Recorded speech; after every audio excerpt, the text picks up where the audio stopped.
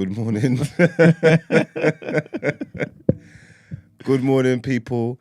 It is Tuesday, the 31st of January, and welcome to TDA, the day after. Your favourite news platform, the home of popular culture, as decided by the culture. I ain't done that in so long, bro. I forgot our mantra. I think you did well. Was it all right? Bro, yeah. All right, then. Here we go, then. Big up yourself, everybody at home. Morning. Obviously, you know the crew's always lit. We inside, we out here. Big up yourself, everybody. We're going to introduce yourself first. I never introduced myself first when I... Alright, cool. They call me E-Man, the pro-black activist, TDA producer and news analyst, melanin jam-packed. Let me tell you the truth, yeah? So my brethren poet held an event last night to launch his visuals V-bar thing. And then was turning up. One thing led to another. After parties stuff. So I'm hella tired. I know it's a running theme recently, but I'm hella tired. I was trying to come in today, yeah, and like sleep when I'm off camera. That was my plan because I was driving in, sleeping with my eyes open. So I'm saying I'm gonna rest when I'm off camera. Okay. Then I stepped in the office. Mm-hmm. It's just me and you. That's right. I ain't never gonna be off camera. You have no faith in him, man, Nah, but a conversation. It takes two people to have a conversation. What do you think? You just wanted to have a monologue? You wanted to just go? Like, rah, I'm saying, boy, all right, we're putting it in today. We got work, but that's what we're here for, man. Everybody all right? Yeah, man, can't complain, man. How are you? Besides tired. Oh, no, I'm good then, man. I'm good. Besides all that, you get me? Okay. Can't complain. I saw you enjoying at the R&B thingy. Yeah, man. Is it the same event or something else? Same event, R&B. Same event? Okay. The R&B event, yeah. You know I'm a sucker for R&B, man. I can't help it. It's a cheat code. That dance is a cheat code because I'm always gonna enjoy myself. Because the just the music's just lit in it. Like it just is what it is. I'm always gonna have fun. So, you know me, king of R&B. That's right. Show you've got class and style. You get me? Mm-hmm. What about you, Brent? What are you saying? You're right. What's the transfer window being saying for you? How are you reading it? What? I don't care about anything. It's just deadline day, isn't it? Is it deadline day? Isn't it? 31st? 31st, yeah. We're focusing. We're not in the... Oh, serious? Is that why? Is it you switch up? I thought you said you just your purview over the football world is vast. It's expansive. It's all encompassing. What happened? It is all encompassing. So, do you think Casado's gonna come then? All right. Before I answer that question, what do you think about Caicedo, whatever you pronounce his name? It's cold, man. I don't want you to get him. It's cold. It's good midfielder still. Dope. I watched him bad user up actually. I went Emirates when you got lost. I was Emirates away in the way in with the Brighton fans. Remember when I done that? Yeah. That was. I actually don't remember that. What happened? I went to the Emirates. I've only been to the Emirates one time in my life. You went to watch us play football? Yeah, I'd never do that to Man United. I've never done it with Man United. That's all right. Even if it is you invite me, I'm like, no, I'm right. That's all right. Do you know how many teams I've gone to watch play football in this country? I'm a football fan. I've gone to bare teams to go and watch play football, not just my team. Teams that don't support two teams. I'm lying. I'll actually accept your invitation. I'll give it to you then. Yeah, it's rude to say no to me. But cool. So I went to Emirates, and I went in the away end with the real fans. Yeah. And then I think you got lost, was it 2-0? 2-0 to Brighton. That's when I clocked Casado. No, but he's dope though. He's dope. I would love him at United. What next to Casemiro? Would that even work? Place of? I don't even know, man. We just get them in there, make it work out afterwards. All right. You get me? So is he better than your best player? Is he better than Casemiro? Yeah. Who, Casado? Yeah. No. So when you said make it work, you meant playing alongside. Casemiro's got a few years left in him. Like, what is he, 31? I don't know how old your player is. Is Casemiro 31? I think he's 31, isn't it? Yeah, so what, 2-3 seasons? Replacement. Upgrade. It could be, because you know what it is? The kid's profile, I don't know, I don't think he's just a holder like that, but I don't know if you can use him like that or not. I just know he's got bags of ability and I would want him in my team. You know what I'm trying to say? So whether it's starting alongside, whether it's to replace, black up, anything, I'm with it. But he's not coming in this window anyway. So if you're not gonna get him, you'll have to wait till January. And then maybe other teams can be involved and then hijack the transfer. So these are screwed. Okay, fair enough. So, one, if we get him, you'd be pissed. Not pissed like that. I shouldn't have said that out loud. No, It's I too wouldn't. late. I wouldn't be pissed. That's why I asked you the question. No, I wouldn't care. You walked out on the ledge. I've got you saying basically you don't want him coming. You rate him highly. You rate him higher than your current aging individual, and you would love to have him at United. That's what you said. You said that he would be an evolution to Casemiro when he leaves. No, because It's weird. I don't know why. If I've watched him play bare times. Why am I moving like this for? I'm basically saying, yeah, I'm not sure if he's more holding or box to box. I think he's more box to box. I say he's both. He could do everything. He could do everything. Why are you gassed about this for? I'm not gassed. I'm asking you for his profile. I don't watch. Mama, I told you I don't watch anything other than Arsenal games. So I'm asking you, has the deal gone through? All-encompassing, all-knowing football guru. Has the deal gone through? No. Okay. Why are we doing reaction stuff at the beginning of the show? He asked me how I was, and this is my state. This is how you feel. My state. This is my state right now. Just before the whole Caicedo rumors, obviously I was fearing that Partey might have been injured. So I'm thinking we need somebody to come in, right? And then he's not there.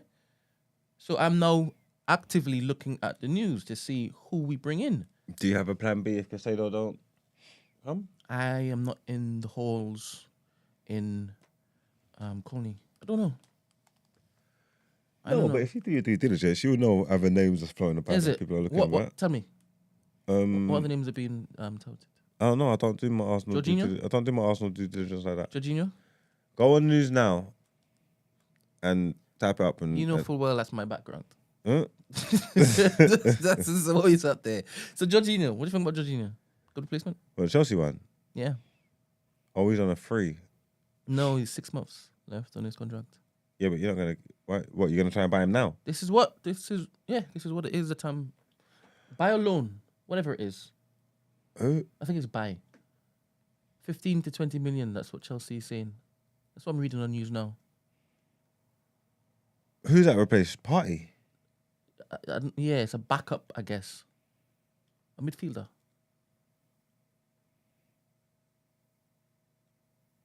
I don't know.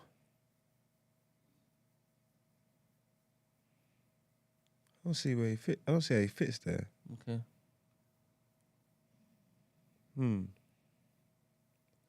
I don't see how he fits there. I'm not sure how I feel about that one. I don't know. Okay, so I do believe that if we don't get Caicedo, we will have a plan B. I think we have a plan C also.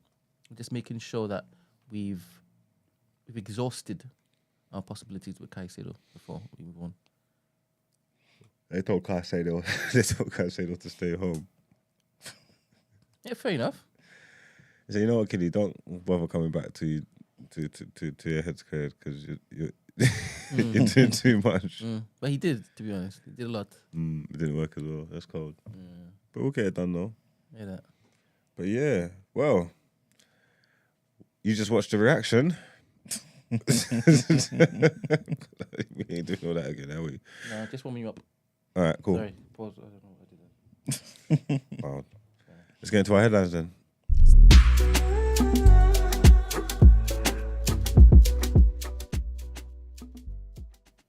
All right, so I'm not too sure yet if you feel you might be a bit worried about this one, yeah? I'm not worried. All right, but basically, the British Army is no longer regarded as a top-level fighting force. Oh, wow. Yeah, a senior US general reportedly told Defence Secretary Ben Wallace amid fresh concerns over the UK's military spending. Senior Tory MP Tobias Ellwood, who's the chair of the Defence Select Committee, said the army was in a dire state and called on Rishi Sunak's government to reverse cuts to the army because we are at war in Europe. It follows a warning by defense sources that budget cuts have seen the army decline in the eyes of the world leaders. According to news, the US general told Mr. Wallace that you haven't got a tier 1, it's barely even tier 2. The defense budget would need to be increased by £3 billion a year to address the US's concerns. And with one of them actually warning that the armed forces were unable to protect the UK and even its allies for a decade. Raising the US general's reported remarks in the Commons, Mr. Elwood said that they tallied with his own committee's findings that the Ukraine war had exposed serious shortfalls in the warfighting capability of the British Army. Admitting to the budget concerns, Defence Minister James Heappey said that Mr. Sunak and the Chancellor Jeremy Hunt both understand that the army was in urgent need of greater spending. Mr. Heappey also said serial underinvestment in the army over decades has led to the point where the army is in urgent need of recapitalisation. The Chancellor and the Prime Minister get that, and there's a budget coming. Similar kind of news, but this is to do with America and Joe Biden and Ukraine, of course. And basically, Joe Biden's come out and ruled out sending F-16 fighter jets to Ukraine, despite renewed calls from Ukrainian officials for air support. Asked by a reporter on Monday if the US will be providing the planes, Mr. Biden replied simply, no. His comment comes a day after Germany's leader also ruled out sending fighter jets. Ukraine has said it needs the jets to take control of its airspace in its ongoing war with Russia. F-16 fighting Falcons are widely considered one of the world's most reliable fighter jets and are used by other countries such as Belgium and Pakistan. They will be a significant upgrade on the Soviet-era fighting jets Ukraine is currently using, which were made before the country declared independence from the USSR more than 30 years ago. However, Mr. Biden had repeatedly rebuffed Ukraine's pleas for the jets, instead focusing on providing military support in other areas. Like we said last week, the US announced that it would supply Kiev with 31 Abrams tanks, with the UK and Germany also pledging similar support. And the last headline, and Brent, there's a link there so that you can put a video up afterwards, yeah? J.K. Rowling, she's back in the news, and she's taking another shot at Nicola Sturgeon after the Scottish First Minister stumbled her way through an awkward TV interview on trans offenders being put in women's prisons. The SNP leader struggled as she tried to explain her policy during an ITV interview, admitting that trans women will be treated differently to born women, which obviously she was trying to act like they'll be treated exactly the same before. Her comments came following the recent outcry over transgender double rapist Isla Bryson, 31, who was recently remanded to a segregation unit at Corton Vale Prison near Stirling, a women's only facility, before being moved to a male prison, HMP Edinburgh. Following Ms. Sturgeon's attempts to explain the policy, the Harry Potter author took to Twitter to tear further holes in the Scottish minister's explanation. She tweeted, "I don't know about you, but excluding women from women's prisons just because they got penises, male pattern baldness, and have committed a couple of rapes seems awfully turfy to me, pardon me." And have you heard of this term called turfy? Yeah. Yeah. It's a TERF, yeah, TERF, yeah. It's an acronym for Trans Exclusionary Radical Feminist. And basically it's used to define a person whose views on gender identity are considered hostile to transgender people. So Miss Rowling, who's 57, has herself been called a TERF over previous tweets about gender and sex, which some deemed as transphobic. Her latest Twitter statement comes just days after the extraordinary attack on Nicola Sturgeon, in which she branded her Orwellian, after the First Minister accused critics of her transgender bill, of being misogynistic, homophobic, and racist. Ms. Rowling claims that Ms. Sturgeon must now also move Katie Dolotowski, who is a transgender paedophile born a man who tried to covertly film, abduct, and rape school children. That particular person is still held at Corton Vale Women's Jail in Stirling, with critics claiming that the scandal could bring down the government's gender recognition reform bill, and even the First Minister herself. Ms. Rowling pointed out inconsistencies in Ms. Sturgeon's position and calling Bryson a man. Yeah, that's pretty much it. Yeah, it's so wild that the evil that exists in the world. You have people looking to exploit loopholes in order to peddle their filth. It's ridiculous. Mm-hmm. Imagine you looking to change your gender, right, to a woman, so that you can now cool around little kids to then start doing madness. And this is what this nonsense opens up the doors to. Because everything's not clear. That's exactly. why. Yeah, exactly. She doesn't even know herself. What do you mean everything's not clear? Just the whole conversation. I mean, even talking about certain things, you're shut down. They haven't set proper standards as to how it is. Everything, especially things like this, this particular Scottish incident, is actually governed. That's why it is that we're in the mess that we're in right now. That's why you have people able to exploit loopholes, just flip and destroy lives. Yeah. It's ridiculous. Yes. Yeah, Brent, play the thingy, please. Just so you see her like stumbling and whatnot. Have a flipping proper conversation, man. You know that's not gonna happen. It was just, I think eventually it will have to. yeah, eventually, But, but you know. so many lives will be ruined before that particular. We don't stop. From the birds to the block, we don't stop. Trans women are women, but in the prison context, there is no automatic right for a trans So woman. there are contexts where a trans woman is not a woman. No, there is circumstances in which a trans woman will be housed in the male prison estate. Is Because there any of the context nature in of the which a crime. woman born as a woman will be housed in the male estate? Look, we're talking here about trans And I'm women. now asking about women born as women. I don't think there are circumstances there, but So it's different for trans women. well, yes, and I'm not. So they're not equal. That is not. There is a risk assessment process done for trans women that takes account of the nature of the crime. Clearly, significant concern arises out of sexual crime and whether it's appropriate for them to be in a female prison or a male prison. Moving on to your legislation, should someone who has a history of committing sexual crimes against women be allowed to get a gender recognition certificate? Well, there are, of course, provisions in that legislation, which is not yet in force, whereby if somebody is going through the process of getting a gender recognition certificate and there are concerns about that, there can be a pause put on that. Yeah, man.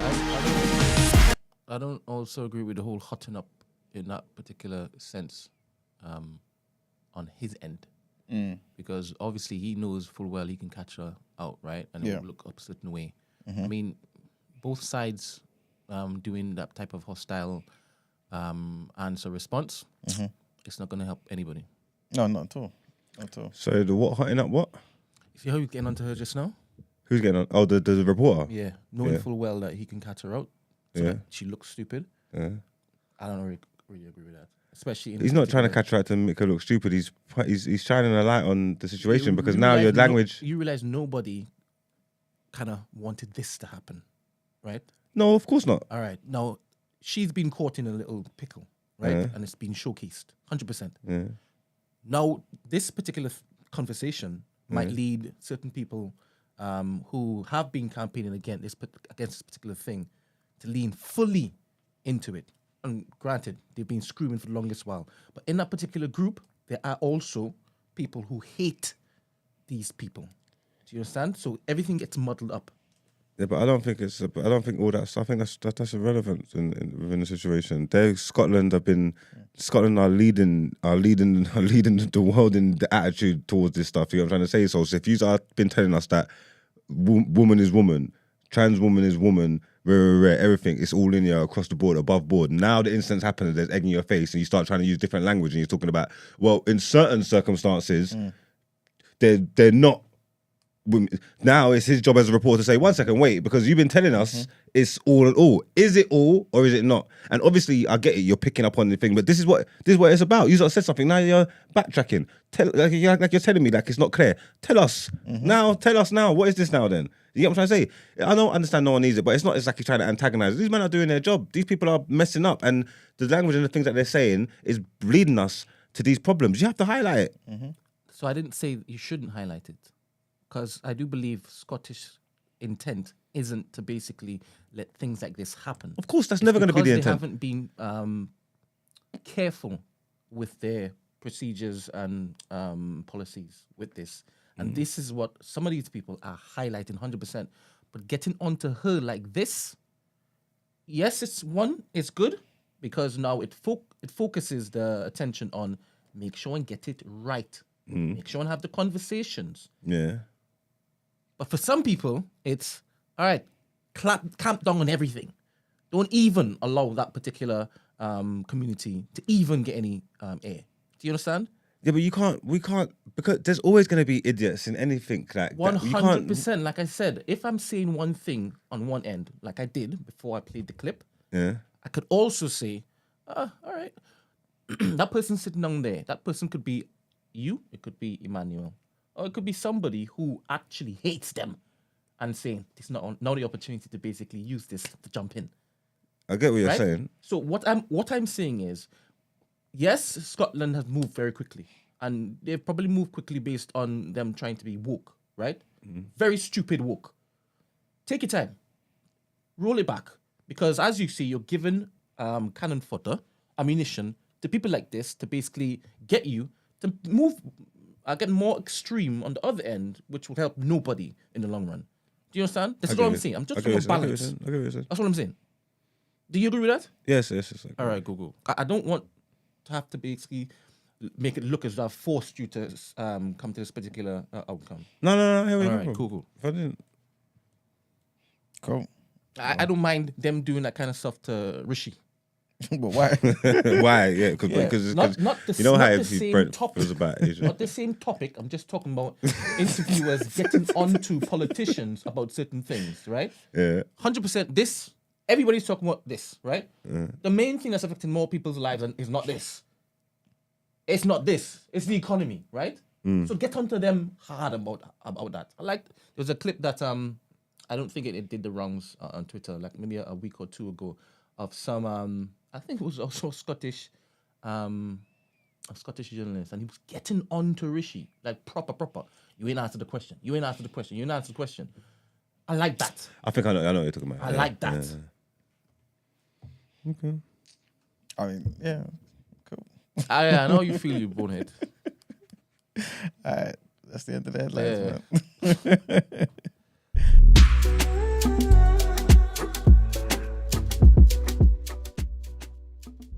You say that's That's the end of the headlines. okay. I thought you said there's more headlines.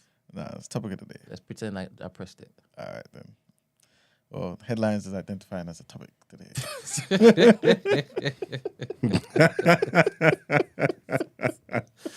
You're so dumb. You know, just gotta make light of situation. Anyway, so today's topic of the day, yeah. I want to answer in any way, both of you. First, then we'll obviously delve into it a bit more. But would you ever willingly live in a lie?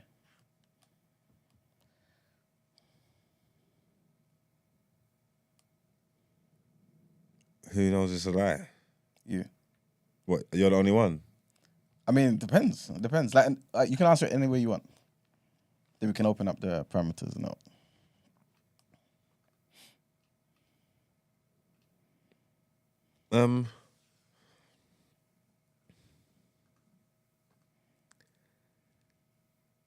I think so.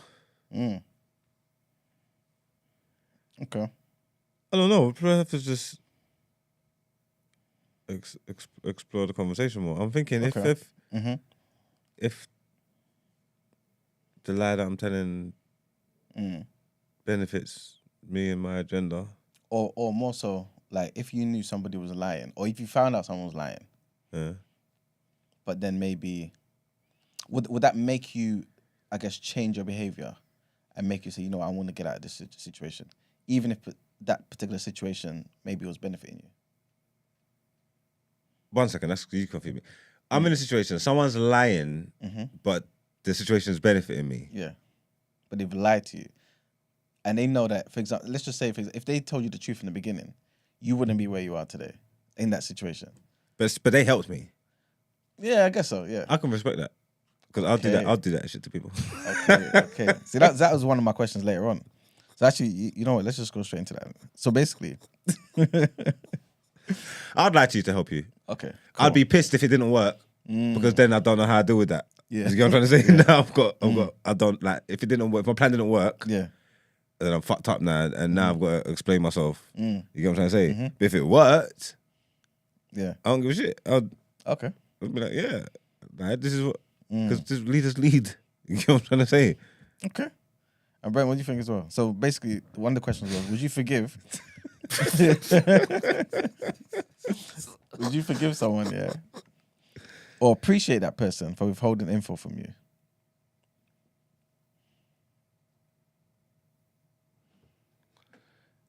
I believe so. Okay. I think it depends. Mm.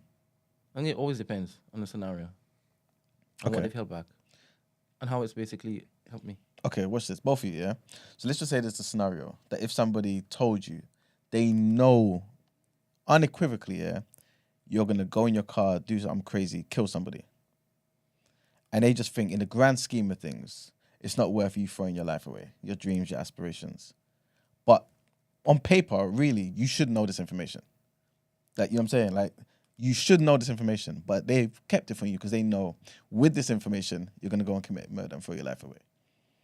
If you find out 20 years later, do you forgive them or do you appreciate them? Or are you... Sorry, run that by me again. So Okay. somebody knows I'm going to get in a car and go and kill somebody. Yes. And they've held some information back from me. E-Man knows if he gives you this information, you are going to go and kill someone. Yes. Yeah. Without a shadow of a Yes. doubt. So He knows doesn't this. tell me. So he doesn't This tell you. information could be somebody slept or raped my wife. It's going to always be something egregious Yeah, if it's going to make you go and kill Something, someone. yeah. So whatever it is, wherever your brain takes you. Yeah. I'm not forgiving him. Mm. Especially if it's that, because that person needs... If that person needed to dead, Yeah.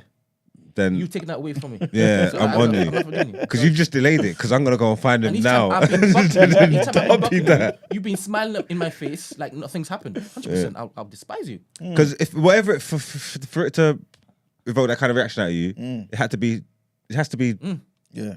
heinous. You know what I'm saying? What if I know you're the type of person that would want to obviously murder that person yourself, but then I've got the job done? You've got it done. Ooh, I've Then got that's it fine. done. Yeah, I respect Yeah, that. but I was still kind of like, oh, you took this from me. Good Brent the warmonger. Brent said I wanted them on myself. Thank you, but next time you leave that one to me. Brent second the 100%. Because I would feel as though I didn't exact justice. I would say that with my conscience. And each time I look at you, nah. Even if like you look at your life, you think to yourself, look how great this is, this, that, and the third. You know what I'm saying? Like you've progressed. Everything that you dreamt has occurred. But you know full well, yeah, none of this would have happened if I had told you this particular thing. Would I forgive you? Yeah. No, I would forgive you, but I will still be vexed. Okay. Yeah. I will forgive you. Okay. Okay. Let's go back to... My friendship means something, man. All right, cool. Okay. Let's go back to making it more broad, yeah. Let's just say something happened to you, near-death experience or whatever. You're the luckiest person in the world, yeah. And God, you actually are in front of God, right? And God tells you, Marks, Brent, you human beings, yeah? Trust me when I say this. When I made Adam and Eve, I did one of these. Everything that's gone on since Adam and Eve, I've not been involved in. I've not sanctioned. I don't care about what you niggas are doing. I've just been minding my business in heaven, right? Everything that you see, that you consider reality is a lie. Religion, race. Would I forgive God? No.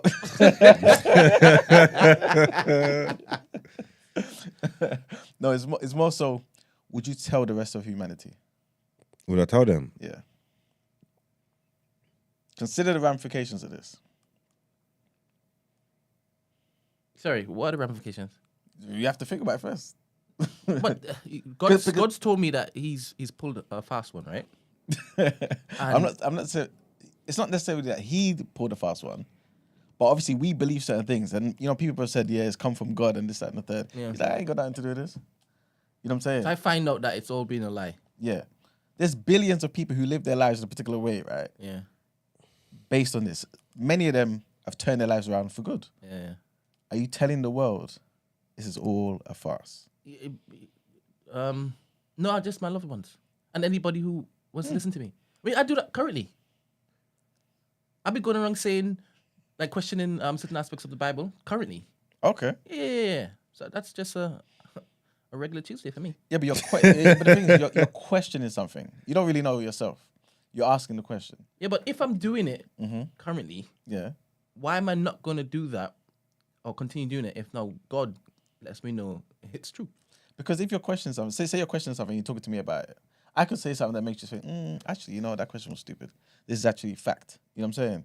But if God's telling you and you know unequivocally now what you was thinking before is nonsense, right? And you tell people this is from God and there's proof, you know what I'm saying? Somehow there's proof. It would change everything. You know what I'm saying? Yeah. And you would still tell everyone. But I'm a disruptor anyway. Do you know how much disruption that caused? Yeah. Okay. What about you, Max? I don't know if I'd be bothered. They wouldn't believe you anyway. That's exactly what I think. I don't think they'll believe you. They wouldn't believe you anyway, so I couldn't be bothered That's to. not a question you asked. No, I'm going to get You back didn't to you. ask the question I whether they'll believe you or not. know. I said, I was would you gonna do then it? No, add but I'm on. saying so. I'm not answering my question. No, because I wouldn't waste the time. But you wouldn't care anyway. But why do you Give say him that? something to care about. No, but why do, Go you on, say, try. why do you think he won't care though?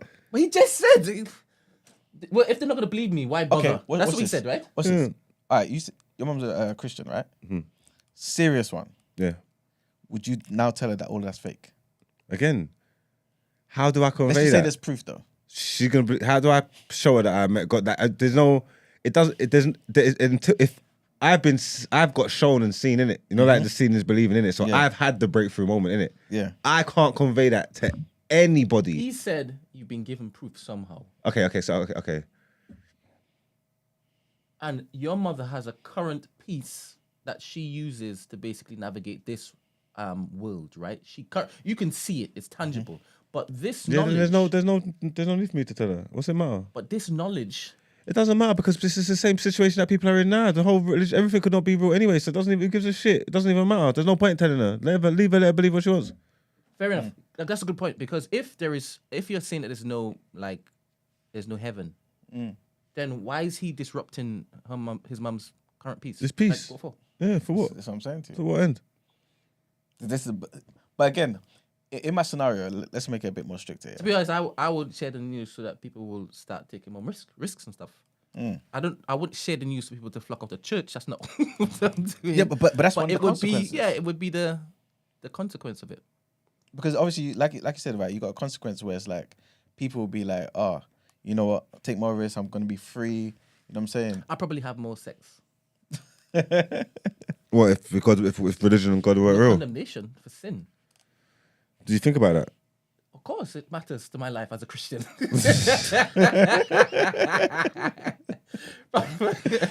I'm going vibes. I'm going vibes. And if it is, I'm not going to be penalized for murder.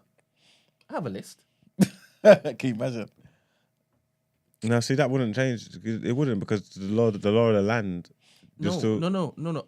My conscience matters to me more than the law of the land. I wouldn't give a shit. Someone to get away with it.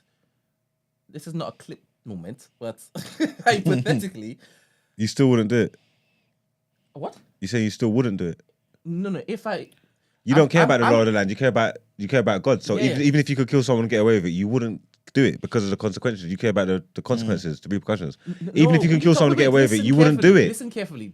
What's stopping me from killing people in this hypothetical scenario Is is you my and God faith, with God. right? So if God says whatever you do on this earth has nothing to do with this fake heaven, because there's no fake heaven, it's this and it's over. What's stopping me from basically? I have an argument with you. I don't like you. I know I can get away with it. I remove you from my life. 30 years in prison. Listen, if I can get away with it. Yeah, you need to get away with it in the eyes of the Lord, not in the eyes of the land. What are you talking about? Do you understand where I'm coming from? Yes. No, don't do that. Don't do that. I don't need you guys ganging up in this particular fight. Listen to what I'm saying. Currently, what governs me isn't the law of the land.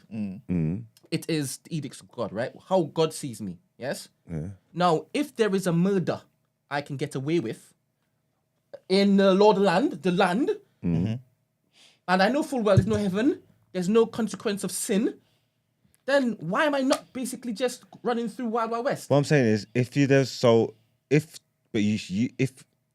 is what I was trying to make. So you know that it does exist, but there's a murder you What can get away with. exists? Heaven, No. God. No, I'm asking. I'm flipping it just quickly. No. I'm saying no. If you knew that it does exist, Oh, yeah. now you're giving me a different scenario. If, yes, I'm asking you just quickly. If you knew, But do you understand my previous thing? okay, yeah. So if you knew that it did exist, yeah, if you could get away with a murder in the law of the land, Yeah, you I wouldn't kill it. No, still wouldn't do it. I wouldn't, because I care about what God thinks. See, and that's what I'm trying to say. I would rather want to get away with it on the land. I don't need to think of it like, because if I killed someone, I'd be able to look God in his eye and tell him why I killed him, and I feel like he's gonna hear. I feel like he's gonna hear where I'm coming from. He agrees. Yeah, this is why I done that, Killy. Yeah. What do you want from me? Yeah. You get me? Yeah. Mm. I expect nothing else. But you know what the thing is, yeah? I think the world is made up of like two sets of people like that. You know what I'm saying? It's like, where it's like, I can't, because, you know, God won't understand it's a sin. And obviously it's like, nah, that's fine. I'll tell God. Hopefully you understand. Yeah. Because I think for like certain things, like for me, yeah, say there was some type of, I don't know, one paedophile did some crazy business here, God forbid. That's something I'm fine with. I'm okay with saying, you know, when I die, I'll explain myself to God. I don't care what it costs me. You know what I'm saying? But there's other things where it's like, my justification here isn't strong. Let me relax. So they ain't got a case. All right, so I know Brent loves the topic of aliens, right? So with aliens, are you telling the world? What if I have proof? Yes. I would. I'm currently trying to get them onto my side. No. Unless I'm trying to get aliens on the show. Currently trying to get them as guests. Yeah, of course I would. I'll be the guy who basically, pull the veil back. The whistleblower. But why are you not thinking about the consequences of all this, though? What There's consequences? billions of people in the world, yeah. Like people Aliens say, is different. What are they gonna do? Brother, I'm a big fan of knowledge, you know. yes, but It's more important than anything else. is it? Yes. See, that's basically what this is about, though. Yes. I'd rather know than not. And I'd rather basically, But is that with everything, though? I told you that you had to give me certain scenarios. Off And the top of once- your head, is that with everything, though? Brother, probably no. Like I said, certain scenarios. Yeah. But when it is you're talking about this mass scale uncovering or disclosure, 100%, man. Just to see how certain institutions move from. Yeah, I just want to do that just to see the world. I just want to see what happens after we go from here. I just want everybody needs to know this. Yeah. Everybody needs to know this shit. What now? Anarchy, though. What now? Let's see what happens now. There'll be anarchy, man. Well, whatever. Anarchy. What are they gonna do? Why? Because it exists. Yeah, I think It's something like that. That's not like a pulling the curtain back kind of thing. Like, why does that display like what do they do? Because remember, we know that they exist. It's not like they're hair. It's not like, do you know what I'm trying to say? Like, it's not like they're hair. That's different. I'm not people talking will about start thinking that, invasion. If we just prove and know that they exist, how does that display anarchy? Like, what are they doing? Right in the streets? That what? Like, how does that? Yeah. Oh, okay. I think you're gonna get some people who believe actually, like you're saying, they are here. What if they're like X-Men? They appear like human beings, but they, you know what I'm saying? Maybe all the successful people are all aliens. Then you got other people who may say, you know what? Yeah, they'll go for the monarchy as well, innit? That's what I'm saying. so Buckingham Palace overnight is just gonna be, you know what I'm saying? Fire brigades all over the place. You know what I'm saying? Vibes. Huh? What? It says vibes, man. And then you may get like some people who then say, like, for example, their religious beliefs don't account for having aliens. You know what I'm saying? That means they question their religious beliefs. Catholicism overnight may be thrown in the bin. Who knows? Like, the world will just change completely. Again, like you said, there are people who don't kill people because of heaven. You know what I'm saying? There are people who don't do certain things just because of that. You could potentially throw that all away. That list that you have, Brett, will be a real list. You know what I'm saying? And you're prepared for that to be okay. I told you, I'm. How do you know you're not on like 20 people's list? I like apocalyptic like TV series and stuff, innit? Because I like to see humanity, how they basically operate once everything resets, right? Because you see everybody's like true nature. You see their skill sets kind of emerge and whatnot. You know, separating the wheat from the chaff and all that kind of crap. I like that kind of stuff. Do you understand? So, brother, if that can be expedited, and I'm part of that, All right. So I wanted to ask you. You mentioned some stuff about the Bible, questioning and stuff, Are those things? What type of things are they? Are they things that could make people be like, you know what? This entire Bible is not for me anymore. Do you feel like you ever delve that deep into it, or are you more so on the outskirts? So, off the back of the question that I posed Margs, and then Margs answered in relation to his mother, enjoying the peace that she now has. I think for some people, I would probably wait up and be like, even though I know the truth, and this is probably what it is you're getting at, Emmanuel, even though I know the truth, whatever you found, this stillness that you found, it's good for you, I'm going to leave you like that. I'm going to leave you like that. I think that I can basically see that as a kindness.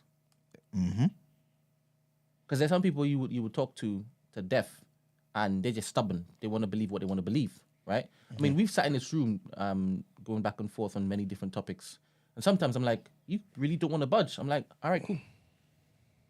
In every other aspect of your life, we're good as friends. Let me let you have this, and I back away. I think that would be the same for me. I struggle to leave people walking around, to have people thinking wrong, to leave them thinking wrong. I think maybe if the lie that they believe helps them, benefits them, it might be easier. But I really struggle to leave wrong information out there. And I don't know why I'm like that. Like if me and you are having a conversation, arguing about anything, and you're telling me something, and I know it's not thing, I feel the need to you need to know that you're actually an idiot. Like you don't even know that you're an idiot. You're walking around like a fool because you're saying these things and thinking these things, and they're not true, Gilly. Like, you know what I'm trying to say? That. See, this is where I differ, because we were just talking, going back and forth with this whole transgender stuff, right? And my point of view is, if that's what it is that you want to do, that's how you want to live, then cool, live. You're not bothering me. Do you understand? And me looking to get them to understand what they're saying is bollocks. If they have no effect on my life whatsoever, I don't know why I'm doing that. That's me. Do you understand? So in that sense, I would be like, I hear what you're saying, but I also hear what I'm saying. I feel bad for people because it's like I'm trying to empower you. When sometimes I have arguments with people, having arguments very rare, and I'm listening to someone tell me something, and they're saying it with so much passion and conviction, but what they're saying is wrong. Like it's not true, and I'm saying like, I feel bad for you because you're a fool. You don't even know it. Like you're a fool. You know what I'm trying to say? Like I'm trying to help you. I'm trying to help you here, give you the truth.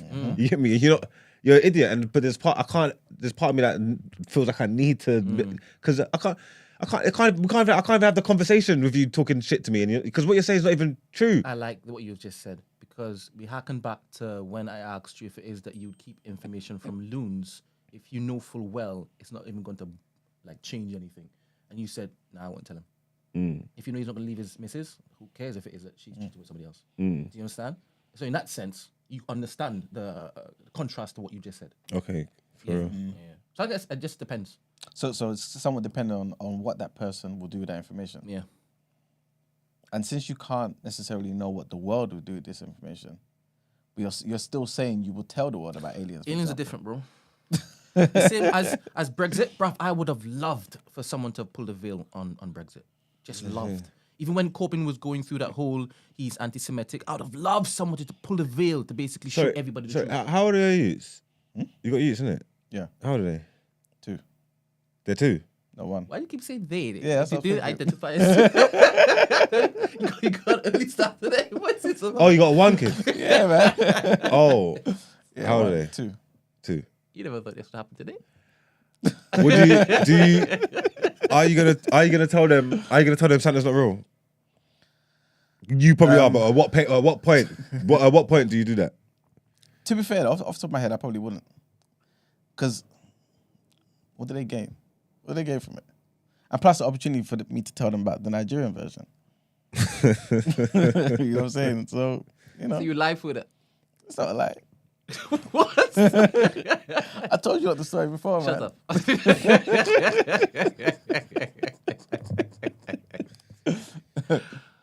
What about you? Would you tell your child about Santa?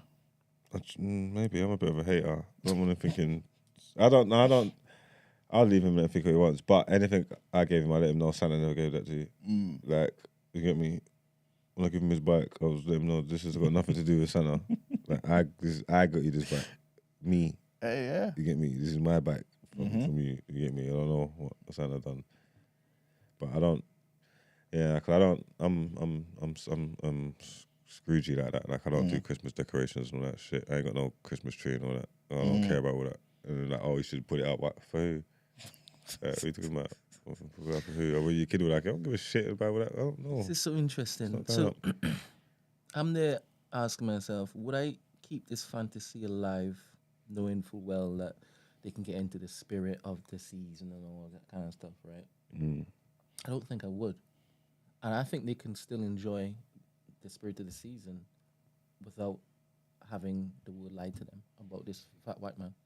Nah, when you got kids and you see how it moves, even if you don't buy, I don't buy into this Santa shit. I don't care in that. Yeah, you're not taking that away from them. Once a little kid, they go to school. They have other things. Once that season comes, it's ingrained in them. They just learn it. Obviously, you can take it away from them because different religions, different cultures don't do it. And like, you can control it if you want. If you want to be that rigid, but for the most part, just in circle of popularity, they know. Yeah. They just learn and just know while go on Christmas time and that. Yeah. And you're not taking. Why are you getting to take that from them for? It doesn't make no sense. It just don't make no sense. You can get to a certain point, like you know your youth's 9 now. Talk about shut up now, man. Santa, you idiot. Like, come on, man. Stop the foolishness, man. You get what I'm trying to say? But while they're 2, 3, 4 years old, you gotta leave them with the Christmas thing, man. Yeah. You gotta let it slide. How about 100%. their imaginary friends? Would you look to pull them up on that? Question that particular communication with nobody. Nah, because I've seen kids have wild imaginations. If it starts presenting in a way that if you're trying to do pure foolishness and blame it on this friend, I'm gonna mash you up. Do you get what I'm saying? Like honestly, I'm gonna go crazy. But if it's just harmful, imaginary friendship, then just leave them, man. Let them do what they're doing. Emmanuel, how about you? At the dinner table, I think it's similar, yeah. But like, they've said this. They said, "Dad, where's the plate for funke?" And you're there eating, right? And your child's just talking to this thing. At what point do you actually question and look to address that? I think before it gets to that part, the imaginary friend to me is different to invisible friend. You know what I'm saying? Like imaginary, okay, cool, but invisible, and you're like she's looking at something over there. Talk to me. Show me the distinction, please. What's the difference? Like, all right, imaginary friends, like, oh, you know, I got a friend, maybe saw them at school today. The friend just doesn't exist, right? Oh, you mean they're lying about a friend that they don't have? No, they're imagining it. You know what I'm saying? What? But if it's invisible, there's a friend walking around, like leaving lights on in the house and stuff that would annoy me. Like you say, like I'm blaming. I have to blame the kid.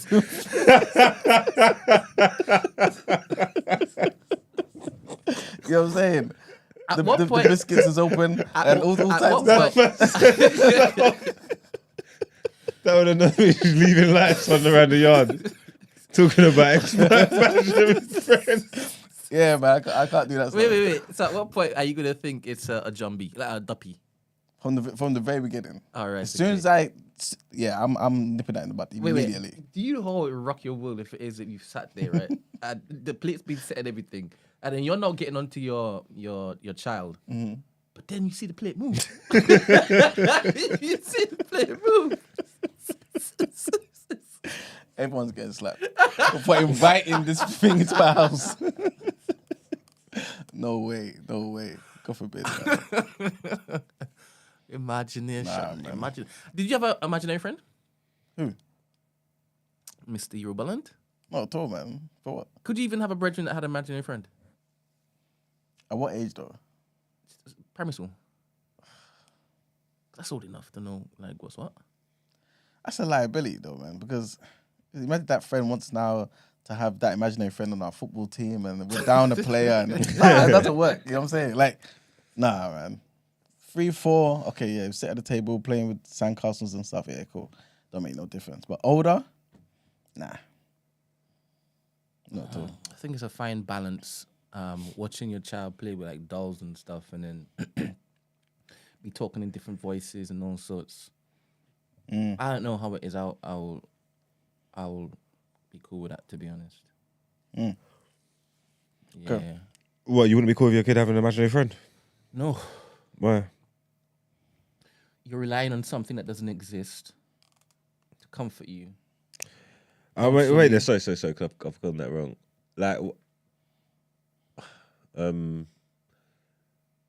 it's not. You're not referring to just watching your kid play and make believe and wherever. You're talking about having something that's a constant in their life, basically. That doesn't exist. Yeah. So I'm saying that the constant imaginary friend. You're not talking about them playing and having a scenario and imagining and making up people and doing that kind of stuff or anything. Like, just off a. You're not talking about nothing like that, are you? Oh, you are. Do you understand what I'm saying? I think so, but So you're not. Because obviously when we're talking about this, it's like I'm not. I can understand you having a problem with them trying to create a person and insert them into your life, Yeah. and every day is this imaginary friend, and I get that. so that's a disorder. Like, Okay, cool. But what I'm trying to say is, but you're not saying you'd have a problem with them playing in the garden, for instance, and in their playing and what they're doing, and in that moment they've got imaginary friends and they're making shit up and doing stuff. Do you got no issues with that? I do. Why? Kids have imaginations and things. I hear they have imaginations, and I also have an imagination, right? I know how it works. What? I know how my imagination works. Yeah. I never made somebody else up to basically be a second or third party in my game in the front yard. I mean, you as a kid, yeah, as a child, you've never been having people play football and make up. Imagine that there's defenders there and go around them, skinning them and all that. You're playing war games. You got an army there. Where are you gonna get the army from? That example is cool. This whole, all right, cool. Let me pretend like there's a guy there and just to hone my skills and sharpen my skills. That's not what I'm talking about. That's not what I'm talking about. If Saturday morning comes and then my child asks me, can I go and play in the front? Sure, you can. And then they go outside and you see them set up, like, I don't know, a table and whatnot. And they've got tea. Oh, Betty, do you want that? Here you go. Why are you crying, Betty? I'm not on that. What? Just one time? This is my point I was trying to make to you. If they was doing that every day, and then they tried to bring Betty into your life and at the dinner table, and you go and play, oh, but bring some for Betty and foolishness, I can hear you. If they just went out one time and they were just playing tea time and they had no one else to play with and they just made this person up and they just served dinner and had it with Betty, why the fuck do you care? What are you talking about? I care. Yeah, but I'm saying why? What? If I see it, make believe it's their playing, it's playtime. Why can't the kid have an imagination? However you want, to be honest, I'm not telling you how to raise a child. You can let No, your son run it's not about changing. I'm basically talking about having his friend. I'm That's talking. fine. I'm talking It's about. happening in my house. I'm talking about. It's not about me. I'm talking about you. You Yes. get me? I'm talking about. I'm saying. not cool with that. Yeah, and I'm trying to. I want you. I need you to convey why though. I think it is dangerous. I think it's dangerous. And I think the more I From kid having it, imagination. listen to the example I gave. You've asked for a table set, right? And you haven't asked for a table set for your Ken doll, right? Let's just say they had a Ken doll. It's not for the Ken doll. It's for this imaginary person. And you set up the whole plate and whatnot. Now, if I go to your house and see your child doing that, I'll ask you, are you cool with that? You say yes, fine, that's fine. Not my kids. I'm saying because obviously the parameters that I'm setting are important. That's why I need to ask you So so you don't see no difference because I'm saying if they was doing it, if it was a reoccurring thing and something that's happening every day and they've actually created this person and tried to insert this person not into just their life, your life, everywhere you go, yeah, you're trying to tell me there's no difference to that, just a one-off. No, that's a different question you asked me. No, because you're I not said- saying is it different for them to always do it than them to do it one time? No, but you're moving like you're treating them like they're the same thing. Because you just said if you just saw them doing it one time, just playing, just but that's doing the it. first time I'm seeing it. If I'm seeing that happening and it's very comfortable for them, it would, to me it would look like you've done this before. I just haven't seen it. Don't tell me how to flip parent my kids, man. I'll tell you how to parent your kids. I don't get on to you about parenting your child. I already told you I even want to. Nah, man, kids thrive off their imagination, man. You gotta let them. You get what I'm trying to say. So again, like I said, within certain situations, that just is what it is. That's playtime. That's nothing. You get creative. You can imagine anything and do all this stuff. You know what I'm trying to say? Like it's just the same as because you're saying it's like I didn't say to suck their imagination dry. That's not what I said. I'm talking about a specific scenario. No, but what I'm trying to say is, like, again, you've got no difference between it. Like, so basically, with you, you could have a child, and so with you, there's no difference in it. So I'm saying, so you can have a child. Now, this is for what I've taken from this year. You can have a child. You've got a daughter, and she tries to wake up. She's set up the place next to her bed, next to the thing. She tries to set a table, and tries to do this every day with her, and you're gonna put her up and say, "Stop this foolishness." You know the weirdest thing. And then I could shut this down right now. No, 1 second, and also, so this is like a reoccurring thing, and you're gonna pull them to the side and say, "Stop this foolishness." You'll do that, You would also, walk into your daughter's room, and see that on her dinner table, she's got 2 plates set up, but she's just there by herself, and then she's talking, saying, "Oh, this was a nice meal," and you're gonna go and kick the table over and say, "Stop the foolishness." The first time you saw her doing that, that's what you've said to me. You're gonna do. Not kick the table over. No, okay, you might not kick it over, but you're gonna take her fun Like away. I said, I would see that as a gateway to something mad, and I'm not going to entertain that. But listen, let me shut this down. The weirdest thing, young man, is if you walk into your son's room and he has a dinner table set up with pink cups, pink saucers. Yeah. Would you shut that down? No. How about you, Manuel? Your son? No, why would I do that, man? You be fine with that? Yeah. I'll tell you. And he's playing with not Ken, Barbie. I wouldn't highlight that. What? I wouldn't highlight Would it. you shut it down, Emmanuel? Well, I wouldn't highlight it, but You guys are shut up. Shut your mouth. Kids are too inquisitive. If I highlight this and make out like this is so wrong and so thing, that's gonna that could pique his interest even more. If I could see it's something innocent and there's nothing in it, then I'm letting that go So because you let there's him nothing. play with the Tinkerbell tea set. Yeah. How about you, Manuel? I don't know why he would have one though. Don't let's You already. know what I'm saying? I didn't buy it. Some kids are really. If you go crazy at him for playing with a Tinkerbell's tea set and try and take it from him, that's what he's gonna want to go for because you keep taking it from him. You buy him some more Tinkerbell tea sets. No, you don't buy him some more Tinkerbell tea sets. You just let him play the Tinkerbell tea set while he's playing with it, and then you move on. You go about his business. They don't see no Tinkerbell no more. And it's not even. It's not even a stick. It's not even a sticking moment. Said this. I love that you said this. You get me? It's I not love even. it. It's I not love even. it. It don't even stick. It's nothing. It's not a thing. I love it. Growth, bro. No, but honestly though, brother, at a certain age, all of those things don't matter. I think not really. I'm You know what speaking saying? from a place with complete ignorance because I don't have a child, innit? It's just me talking out my bum. You all have children, so you all are more experienced and experts in this particular field, so I'll just lean over to you guys. I'll default to you guys. Good. Bastions. Good parenting. Lovely. All right, I think that's it for topic of the day, man. Let's go into headline.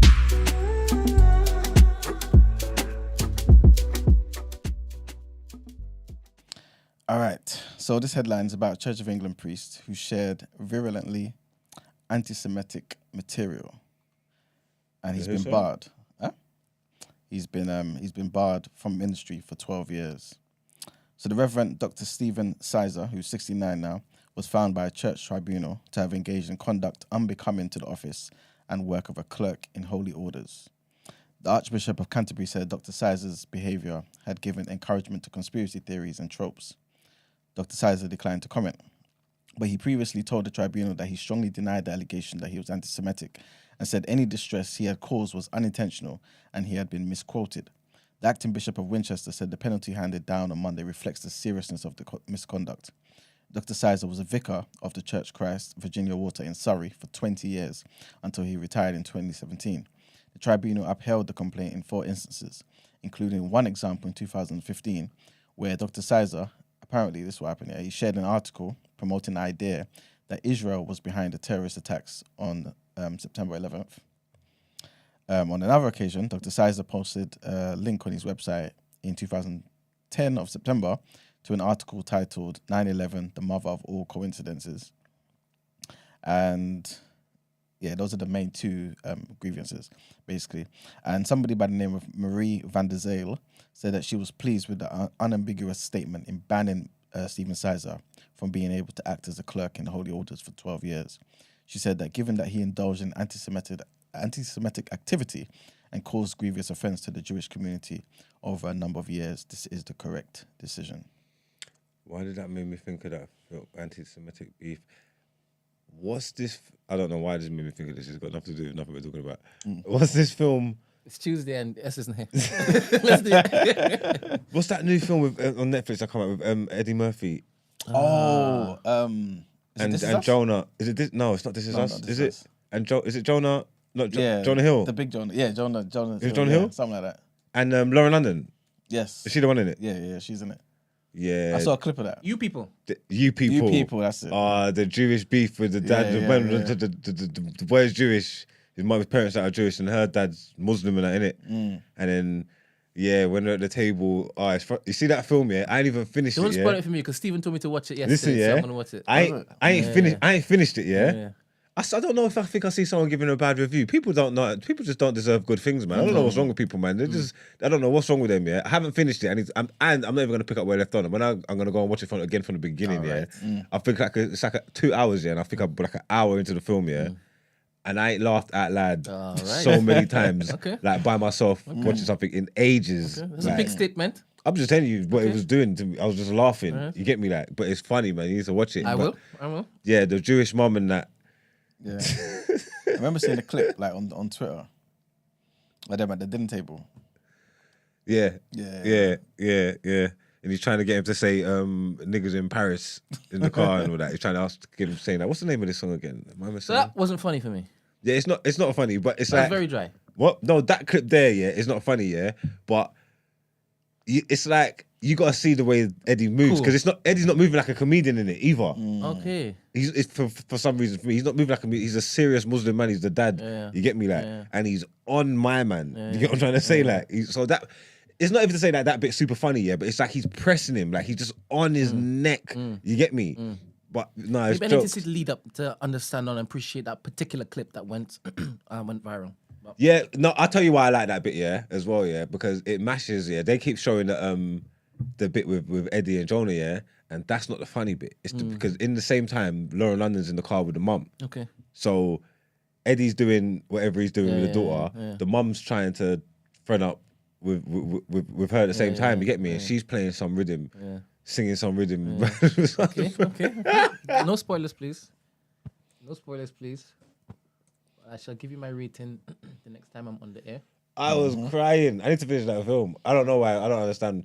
Anybody that hasn't enjoyed watching it, I think they're just I think I'm gonna watch this grumpy tonight, or something like that because it was making me laugh so much.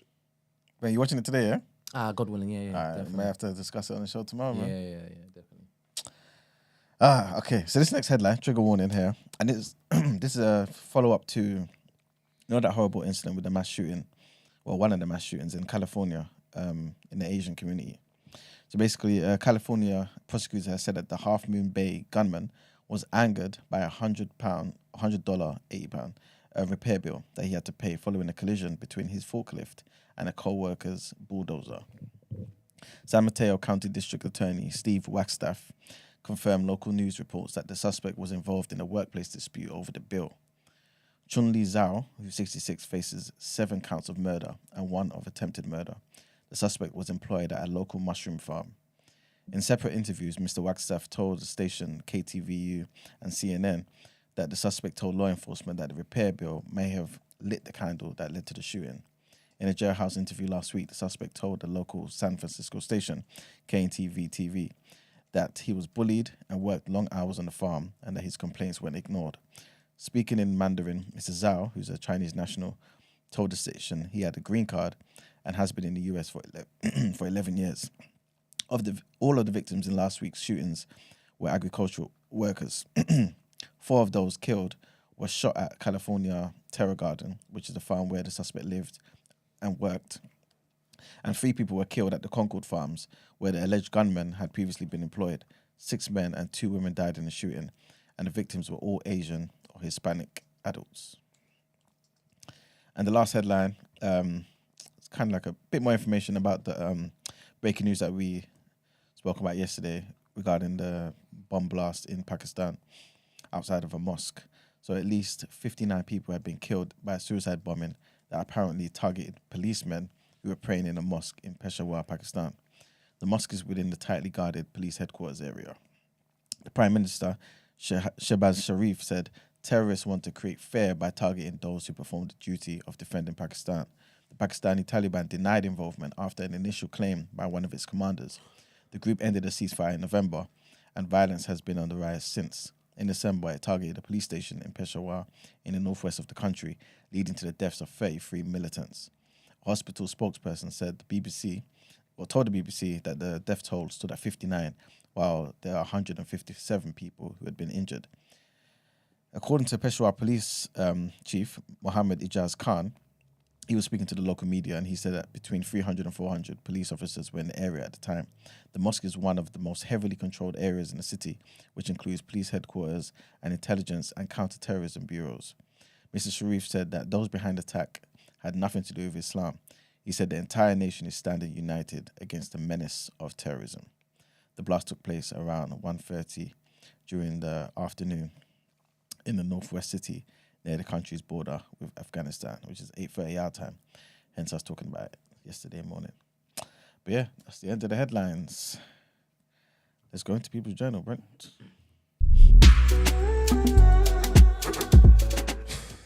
Sorry, Esther. All right then.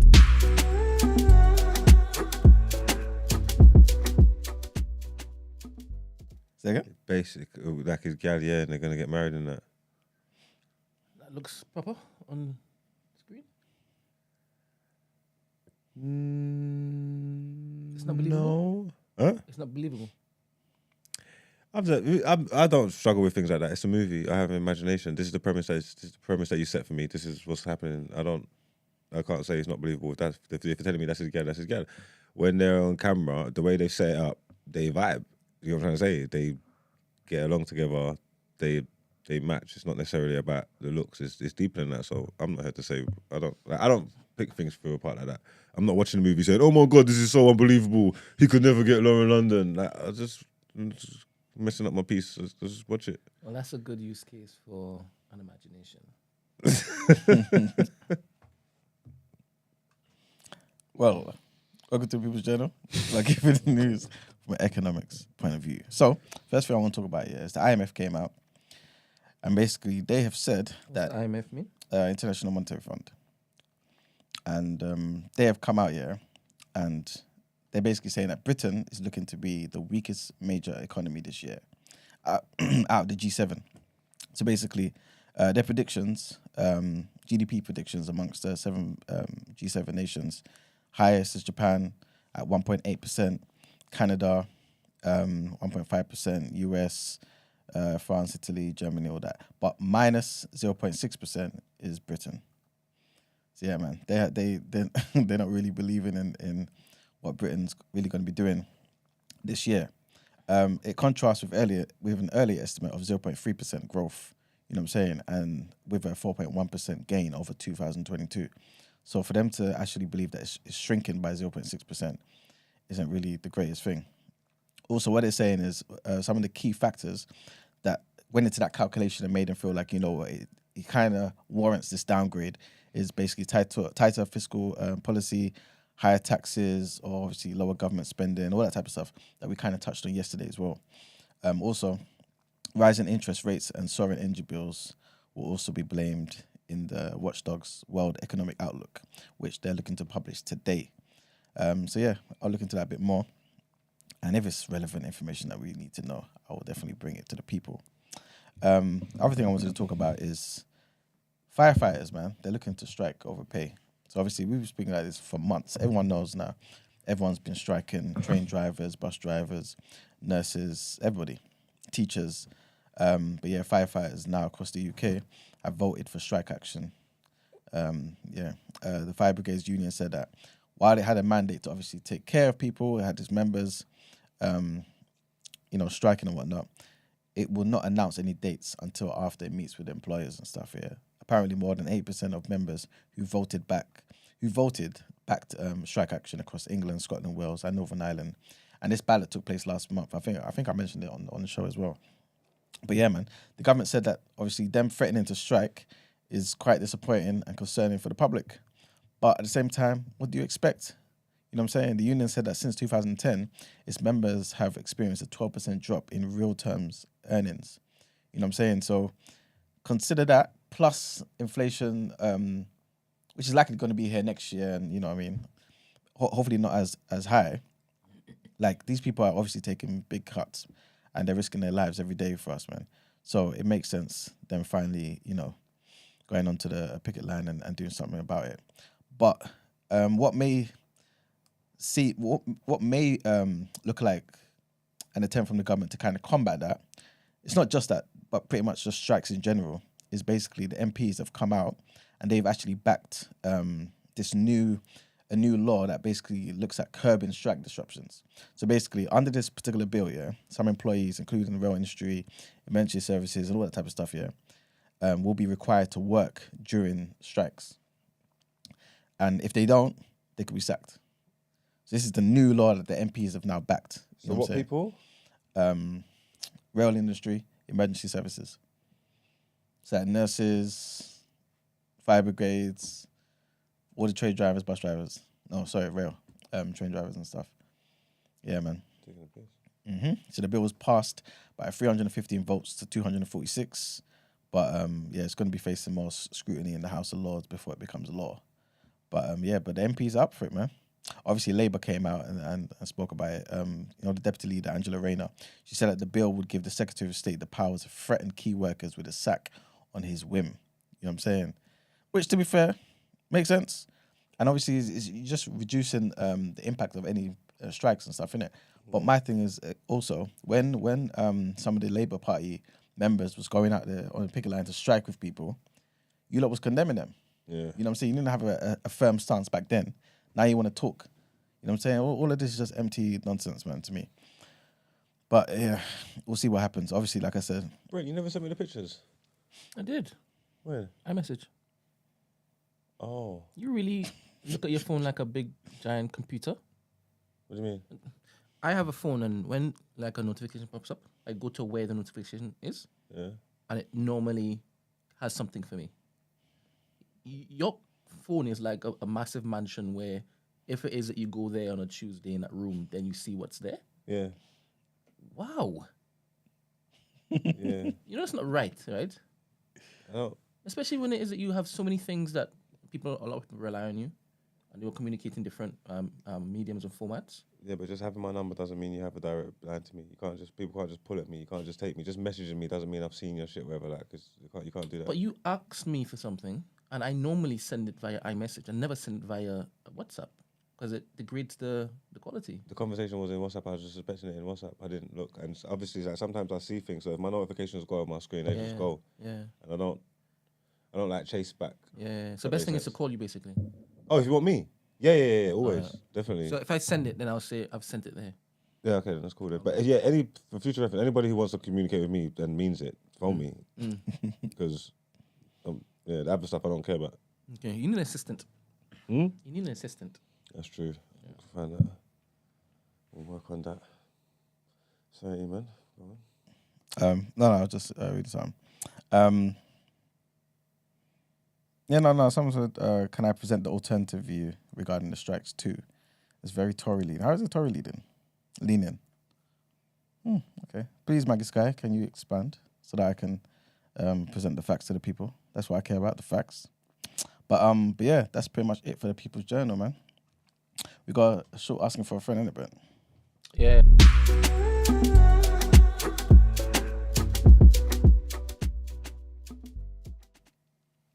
What, listen to something. No, Emil's going to read out the question. In fact, let me just read it. Yep. All right. So, let me pull up the document. What, there's visuals to go along with it? There is no visuals. There are no visuals. Oh, the document for you to read, you said? There is not a document. I'm just scrolling, just wasting time. I have even clicked the wrong window. Oh, great. That's great. Let me see. All right. So my friend is thinking about joining the police force. I don't understand how any black man could ever join the police force given its history and how the system has treated us. What are your thoughts? Oh, that's not asking for a friend. This person said it was asking for a friend, but... Yeah. So what are they saying? They're saying... A friend wants to join the police force, but they can't understand why you would ever want to. As a black man. Yes, as a black man. I mean, what kind of man is he? How do you mean? Huh? How do you mean? Like, he doesn't. I don't think he's one of us. Sorry, what does that mean? And you said, I also want you to say what that means, Emmanuel. Like I can't explain it, man. He must not be like one of us, innit? You get me? He must be one of them. Must have been born and raised differently, like, if that makes sense. I don't know. Maybe the expectations of this guy are too high, because I understand why he would want to do that. Like, if that's his aspirations, then he's not coming from the same place as us, so maybe he can't relate or feel like how man feel. You get me? I don't. Can you expand on that, Emmanuel? When he says us, what does he mean? Because you are nodding. But you know what he means, though. I need, brother, we are producing here. We have a broadcast, right? We're speaking to a whole variety of people here, right? Cool. And they would like clarity. All right. Obviously, I guess he don't come from the same type of background. You don't see the police through our type of lens. Maybe he's had different experiences. Maybe he's born and raised outside London. Kind of identifies with a different group. You know what I'm saying? More so than, us typically. Yeah, that type of thing. Do you think somebody that has lived the same upbringing as both of y'all, black, male, could join the police force and not have both of y'all look at them side-eye? Is there any scenario where that's possible? Yeah. Name me one scenario, please. I would have to talk to the person, though. And what would you need to hear from them for you not to look at them side-eye? The thing is, I'm not one of those people, like a lot of people who seem to be in the chat, who believe you can solve an issue like just from one end. I don't believe that. This is why, I don't want to obviously tangent here, but this is why people are so believing in Labour and that type of left-wing ideology. You know what I'm saying? Oh, yeah, therefore the working class, black people, it's all bollocks, right? There's other ways that you can solve issues. And so my thing is, yes, we don't trust the police. We know this, right? But that police force, if none of us get into it, for example, will continue to just be what it is. You know what I'm saying? So if somebody tells me, for example, and I can see they're passionate about it, they're pro-black, they care about our children, they care about our environment, right? And they're like, look, I can't help from where we are. I want to try and get in. Maybe if there's more people like me too, getting in, we can try and do something. You know what I'm saying? Maybe start some initiatives and I can work my way up in the force and whatever the reasoning is, right? I can understand it though. Even if they're naive. These idiot black man, these bobbies on the beat, that are, you're not doing nothing. You're not making no waves. You're not doing nothing. You're not, allow it about we need one of us. You ain't even got no voice here. Like yourself, you idiot. Like, this ain't working. Like, I don't give me that shit, man. Like, don't get me wrong.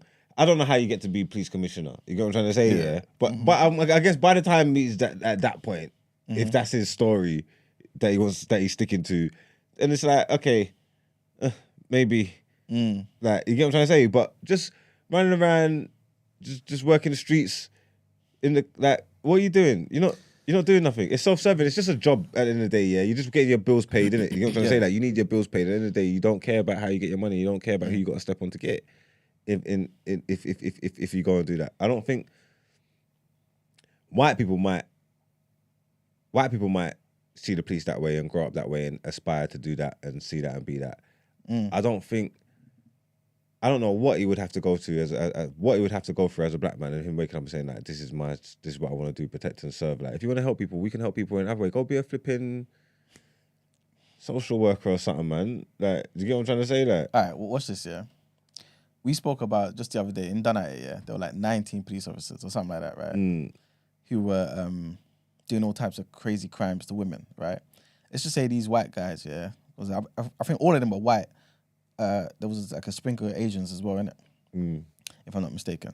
And let's just say they was doing that in Hackney during our time, right? Where Hackney was black, not what it is now, right? And all the women that they were doing this to were black women, right? Obviously, we can't necessarily take it upon ourselves to start beating up police officers like that, right? Obviously, we're gonna go like prison or whatnot. What if someone's like, I've had enough of this though. This needs to change. Like, this is just a culture of something that's going on in the police force with white guys doing those stuff to our children and to our women. I want to come in and maybe at least try and stop this to protect us. Would you not think to yourself, even if it's naive, right, that the intentions there are good? no, man, that's the idiot thing. I'm saying, Yeah. you've got to do it. If you're not doing it from a position of power, I don't want to hear it. It's nonsense. So you need to be the people that police the police. Like, do you know what I'm trying to say? I don't know who their HR is. I don't know who it works. I don't know who holds them accountable. Yeah. But they're probably still seen as police, classed as police. But if you're doing that, because then at least your job is making a difference. Because anything else you're doing, you're just chatting shit. Okay. Like, you're just chatting shit. Who are you? What are you doing? You're not doing nothing here. Like, you're just earning your paycheck and that's it. You know what I'm trying to say? Like, you're just the same as the rest of them. You get me? If he was like a HR man in the reviews cases, and like, I police the police. You get me? I make sure so that anybody that's doing this to our people is gonna be reprimanded. They're gonna get it. They're gonna then you can at least hear where he's coming from. You know what I'm trying to say? But you're just working the beat with the rest of these man. You're not doing nothing. Okay. It's nonsense. One last thing, yeah. Say, obviously, back in the day, obviously, you know what I mean, when you was on road and whatnot, yeah. And whenever these white police officers was trying to, you know what I mean, cause you problems and whatnot, yeah, there's a black guy come around the corner, police officer, yeah. It was like, no, Roy, leave him. You know what I'm saying? Or something. Always came to your defense. Obviously, I had to do his job and whatnot, yeah. But always came to you guys' defense. Would you see him exactly the same way? No, see him differently. So what if he told you what he was doing before he joined the force and was like, I'm going to come into the force and do that? You wouldn't have given him the chance. You get what I'm saying? Yeah, but I was looking. That doesn't mean I look at him in a good way. You asked me if I look at him differently. Okay. There's no rating him. Okay. You said you asked me if I look at him differently. Yeah, I would. Okay. Like, So, but you wouldn't rate him though. No. He's still police to you. he's still police. Yeah. You get me? You could be a True. You could be a half decent one in a bad bunch. Like, do you know what I'm trying to say? Like, there's officers that can deal with you in a certain way, and you think you're a decent, regardless of whether you're a police or not, you're a decent person. You know what I'm trying to say? And that's just white man. You know what I'm trying to say? Like, so you can look at a man differently, but it doesn't mean you rate his decision. Yeah. When you see them people, yeah, like I've grew up with, you come around, you see the bully van come around, there's 9 officers in there, all of them are white, 1 Indian man, or 1 black man, yeah. Yous lot, yeah, don't understand, like, they don't understand who they are, like, they're lost. Yeah. Because there's a brotherhood with police and stuff like that, yeah, and they try and move like they put it like it's police first, yeah, like, but it's not. These people don't care about you. Like, you're a minority in your in your group. Like, do you know what I'm trying to say? Like, so it's like you're not even one of them. Like, you're sitting around with them, you're coming around doing the same thing. Harassing us, doing the same thing with these idiots. Yeah, you're not one of these man. Like, if push come to shove, and it was you versus them, you'd be gone. You know what I'm trying to say? Like, the one black man in the canteen and if there was anything going on and these men, you'll be out of there. 100%. So you're not even with them. You don't get that. But you put on that uniform and you think, oh, I'm with them. I'm good. Like, and then you want to treat us different and move bad. These are idiots. Your whole mindset is fucked if you want to be police. You know what I'm trying to say? But All right, so your child with the vivid imagination, the one that you encourage and entertain, he tells you that he wants to be a police officer. He is now 18, 19. yeah, Are you going to disown him? disown him. Yes. I wouldn't need to. We wouldn't see each other. What? I wouldn't need to disown him. We just wouldn't see each other. He would just be doing police stuff.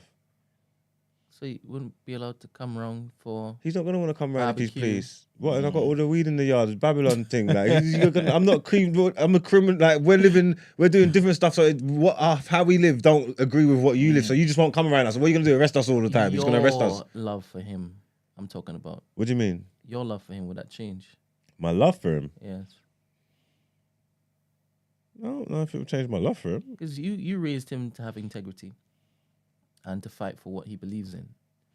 And with his vivid imagination, he believes that he can actually make a difference. Yeah, but Especially he'll if grow up it's- different from me, so he'll probably have asked to be stationed. he'll probably have a different relationship and an outlook on asked to be police. stationed in his neighborhood because he knows how to serve his community better than the white folks. Yeah, no, he wouldn't do that. Kids. If he done Would you that, disown him? I wouldn't need to disown him. We wouldn't do that because you just have like that means I haven't gave him no direction in his life if that's what he wants to do. So there wouldn't be no problem with that. You know what I'm trying to say? All right, let me go extreme. Suppose your son is joining the force to look the other way. A mole. Oh yeah, that's lit. That's lit. I could respect that if my brethren or someone, if I knew someone that was doing that. I He could give you the heads up when there is a raid and stuff. Yeah, I could respect that. Corrupt cops. Yeah, I could you work like with- corrupt cops? Yeah, I could work with corrupt cops. Yeah, Yeah, because you understand them. because they're helping. I get it. They help him. So it's just to further criminal activities. You're fine Yeah, with that. yeah, If your car gets stolen, do you call the police? yeah. Of course, Why? because that's their job. I want my car back. Do your fucking job. Fuck. I like that I understand you. And I like that I don't understand you. Do your job, man. Get my car, man. Oh man. How about you, Banjo? What? How about you? What is your perception of individuals, certain individuals? You know everything's systemic, right? You know how the state of play is behind the scenes and everything, obviously, and in your mind, it's not going to be changing anytime soon. Do you judge every single black that kind of falls or chooses to basically walk into the particular system the same? You know, the thing is, what over the years, what I've realized is I don't know everything in it. There's reasons for things. There's reasons that people have for doing things that I am not privy to, and so my starting point is What? I'm reluctant to throw away a black person. That's a solid profession. Which one? Someone said Mark just sounded like he'd rather have his son be a gigolo than a PC, and I'm thinking, yeah, what? That's something he can aspire to. With my son getting paid to slam up gal over police, of course, help him, man. Yeah, sick. Sorry, go on. No, yeah, basically, like I said earlier, I feel like there's just different ways to do things, right? I'll be lying, yeah, if I told you, if I see a black person who's a police officer, I don't look at them in some type of way. I 100% do. It's automatic for me, you know what I'm saying? But again, I feel like conversations are important. I don't know that person's experience. I don't know, you know what I'm saying? And there's just certain things that they may be privy to, that they've researched, that may make them say, you know what? Let me get into this. Let me see something. Let me do something here. You know what I'm saying? For all you know, you're catching somebody who's actually saying, you know what? It's kind of like the whole voting thing. Before I decide that voting is rigged, let me vote. Let me see if my vote can do something. That person could be like, you know what? Before I write off police completely, let me actually see for myself how rigged the system is. How much of a gang police officers are part of. You know what I'm saying? And then for me to come out to be like, you know what? There's no hope here. You just don't know which part of the journey you're catching somebody on. And so, especially black people anyway, I don't like to throw us away too much. You know what I'm saying? Obviously, you lot saw that with Kanye, innit? but you know what I'm saying? So, again, I'll be lying if I acted like, oh, if I see police officers that's black, I don't look at them some type of way. Of course I do. You know what I'm saying? But if I sit down and talk to one of them, yeah, you never know, man. Their reasoning may seem like, you know, not as stupid as I maybe would have thought in the beginning. Does your view change if it is that you're in a country that is predominantly just black? What do you mean? Well, with police. Yeah, right now I hate black police. We're talking about racism, systemic racism within this particular. I hate society, police. innit? I hate them Caribbean cops. Me going to Jamaica, my experience was with them police. Some of I can't stand them. They're black man first and foremost, yeah. And then they got badges and that. So the attitude is different. It's not even like these white people. It's different. I hate police anyway. I don't care what color you are. You don't make you any better because you're black. Fuck all them feds. Is it because they're trying to now govern your life? Is it that you don't like people having governance over you? Full stop. Oh, maybe. But fuck police, man. No, I hear that. But Policia, police, hear how that. you say in any language, in any country. I feel the same way. I've gone so many countries in the world, and when I see them, these people it's the same shit as if I was standing on Mare Street seeing them drive past. It's just fuck police, policia. Is anywhere. it because they're trying to govern your morality? I don't know. I just fuck them. Have you ever interrogated why? Have you ever interrogated why is it you just despise them? I know that you came up on a particular lifestyle, right? So whilst you were young, certain individuals were trying to basically lock you up for doing things to survive. Yes? Is that why is all across the world you just hate them? I don't know. Any experience, or for the most part, I've had with police, I don't see it as being a positive. I understand they're necessary because I understand the role of the police and what they do, but I don't see them or their any interactions in my life. I don't see their presence as anything positive. Anything time police is around, it's always negative. And regardless of whether it be in repercussions for your actions or whatever, that's a separate conversation. I don't care about all that. I'm just letting you know the way I see them and the dealings that I've had. And my thing is not, I don't just say, oh, fuck police and push that onto people and want everybody to turn around and say they turn around and fuck police as well. They should feel how you feel about the police. I'm talking about me. I'm trying to say my own. I have personal experiences with the police why I don't fuck with the police. You know what I'm trying to say? That so it is what it is. And then once I don't fuck with you, I don't fuck with you. Death by association. So it's all of y'all. Yeah. You get me? See one, see them all, basically. Yeah, you see them one, see them all. So So I'm not gonna go into Paris and be like, these men are different. You're not, because you're the same makeup. You are the same people. This is your mindset. If you lived in England, you'd have this suit on. You get what I'm trying to say? This is who you are. You said you would call the police if it is that they basically, your car goes missing, right? And I asked you why, and you said because that's their job. Can you tell me what you believe the police are supposed to be doing? What is their job role? What's the job supposed to be doing? Yeah, because you said it's their job to find your car, right? What else falls into that particular job spec? They should be protecting and serving the community. When you say protecting from whom? Criminals. So you believe that police, men and women, are supposed to protect the community in which it is that they serve from criminality, yes? Yeah. Do you believe that if you were in Jamaica,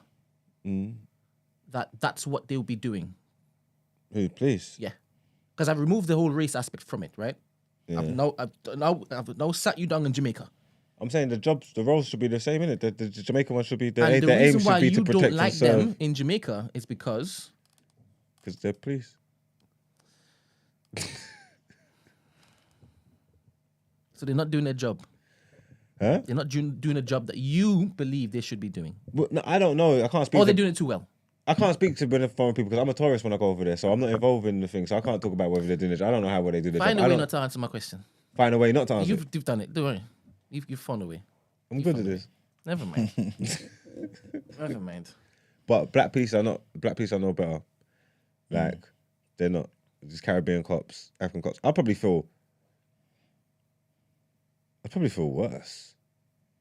Like I feel like they could be worse. Like they could deal with you like different. Like, do you get what I'm trying to say? That. Do you get what I mean?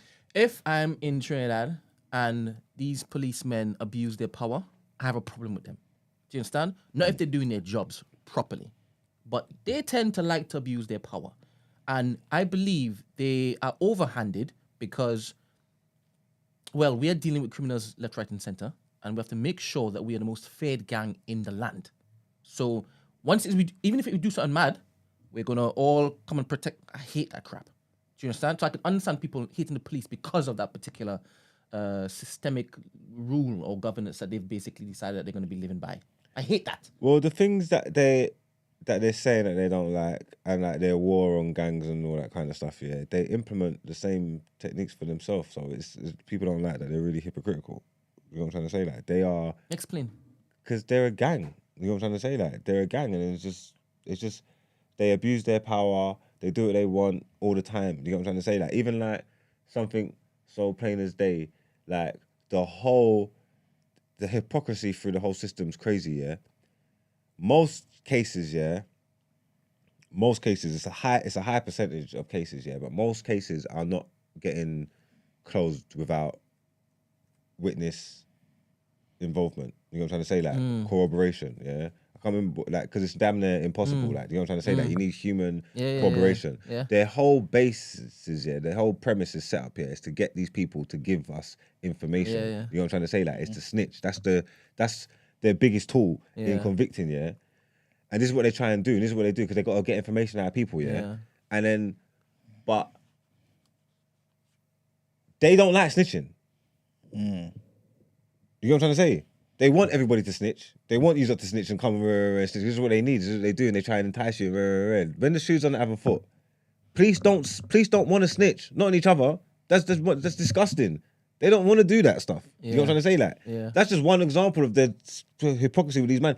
It's wonderful for them. No. I think they don't rate snitches either. They don't rate the snitches that snitch amongst the gangs. They don't need to rate them, but it's what they want people to do. No, but you just said they're being hypocrites. Huh? You said they're being hypocrites because they don't like snitching. How are they being hypocritical? They're trying to make everybody snitch. No, they can try to make everybody snitch because, as you said, that's the only way they can lead to a conviction, right? How does that mean that they like or agree with that particular snitching? They're just trying to make you snitching yourself and your gang so they can basically move you and help them to do the job. That doesn't make hypocritical. Which is hypocritical. They're the same codes that we stand by and they have, and they vilify us for it. You mean they punish you for it? Same. Because they only know that's the only way to convict them. But I can tell you, I can guarantee you that I just made another one snitch. He's gonna get banged up in prison. They know full well that that's the only way they can get them off the streets, right? And sometimes they even look to do all sort of seedy stuff in order to get them to do it. If we are able to do it, why not do it if it is that you still want to get these mother effers off the street? Yeah, no, of course, but I don't think it makes them hypocritical because they go in knowing full well that's the only way their code we can get you off the head. Their code doesn't think when there's something going on, yeah, there should be transparency and openness. You get me? They vilify snitches in their You live by that same thing, not the snitching thing. But you be like, if I can make you do something, cool. That's you doing it. Yeah, that's but fine. You But ain't get me to do it. Yeah, but they gotta be better. You ain't get me to do it. Yeah, but they gotta be better. They gotta be better. They gotta be better than average. They gotta be better than average human. In that sense, cool. You get me? They gotta be better than average human. It's an abuse of power and the responsibility that's being given to them. 100%. Yeah. It's just like doctors basically killing people known full well they've taken the oath to save lives. 100%. That's what I'm saying. I get you, but I don't think it's hypocritical. I think they fully well know, yeah, we don't like it. But if you decide to do it because you aren't loyal to your friend, cool. We'll bang you up. Obviously, if you can take something from someone, that's fine. Any advantage you can take off someone, that is fine. When stuff's going on internal inquiries and whatnot. They need to stand and walk in that light, and they don't. I agree. They protect their own. The whole thing, what they know, they're not doing it themselves. They won't stand in that light. I agree. That is. I agree, and that's why you said you'd prefer supporting the IPCC, the people that investigate the police. You be black in that particular organization. I'm fine with that, but not the police itself. I guess so. Yeah. Yeah. I hear what you're saying. I just didn't see it as hypocritical. Okay. Then, Because maybe it is because you're then saying they don't even punish the people that are also doing that. Okay, cool. In that sense, that's why you're vexed. I see. Yeah. I hear you. The fuck police, man. All right, that's the title of the episode. What advice did you give him? Don't bleed, please. No, but the person's being a police. The person just wants to know what we thought about it. Oh, the person's been doing it? No, they are going to become a police officer. Oh, they're going to do it? Yeah, I guess this person just wanted our thoughts. Yeah. It's not going to help nothing, man. It's like the forest fire and they're there with a mug throwing water on the fire, talking about we're gonna get this fire one flame at a time. You get me? Like, I got you lot. I'm gonna come put in this work, and it's like, That's true. nah, you're That's not. true. You're not doing nothing, kiddie. But what do you say to the person that says, okay, cool, but everybody else will come out with their mugs? What? So what? Just make the police force black? Eventually. But it takes one. What would you say to that person? I don't even know what that concept. Wait 1 second. So saying, okay, cool. So if everybody was doing it, then nah, that don't work either. That don't work either. You don't need to be police. Just don't break the law. Okay. You get me? You can police your community. You get me? Without being police. How do you think we can police our communities though? Like in a proper, because obviously, like in some capacity we need to. I think just give back authority back to the communities. Give people authority. Allow people to police and raise your children and stuff like this. You get me? Because then if you've got authority to do stuff like that, then you can police your community. You can police people's children. You can. You know what I'm trying to say? That tell them what to do, what not to do, kind of thing. But you think the kids will listen though? Because at a certain age, obviously, like, I think if you're raised in that, if there's a figure in the community that people look up to, and this person has shown respect and is respect that's earned because of their deeds, if you grow in that, then that's what you know, innit? Like, you know what I'm trying to say? Like, if you raise your kids with respect and to talk to your elders and boom, then they'll understand that when this person talks, you listen, kind of thing. So you're saying that you would prefer community watch than policing, like the police organization? You want the policing to come from the community members? I'm not saying I prefer that, but what I'm trying to say is when them people they're talking about they're joining the police to make the difference, you can make the difference by starting in your community. You can police your community. Do you get what I mean? I hear that, but you said police your community. So I wanted to now hone in on that. What do you mean by police the community? Would it be the same type of running as what the police do in the community? No. What would it be? How would it look? What would it be? Yeah, I'm not talking about like catching criminals and that. Obviously. I'm talking about just leading the men, raising the youth to not be criminals. To put on the right track, educate, all these things, be a role model, that kind of thing I'm talking about. Yeah. That's what you call policing the community?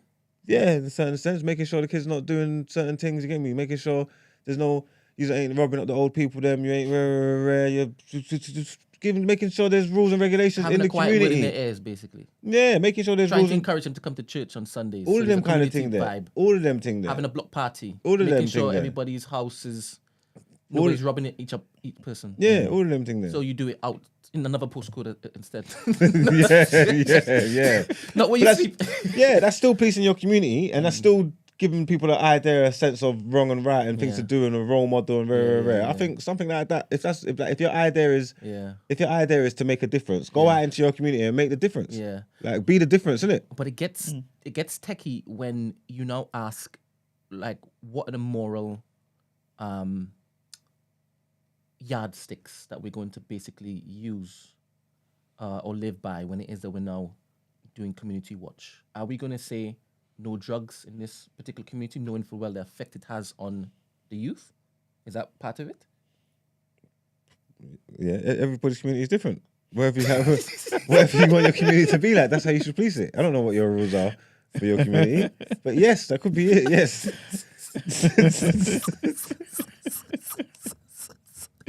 This is why I say I like the post-apocalyptic world, because there are no rules. There are no rules. So Mark doesn't have to answer sticky questions. If you're on my side, you're on my side. You're good, you're safe. If you're not, you're dead. All right, cool. Let's move Oh on. my God, Loons is in the chat. Is that real Loons? That's what I was thinking. Is it real? Nah, I don't think so. Well, he said I've had this hat on for last night, and he was with me last night to know that I had that on. Oh, serious? Mm. All right, let's continue. This is our show. Loons, go to your bed, man. I don't know what your girl done to you to make you get up so early. Oh, man. All right. Let's move on to the headlines, man.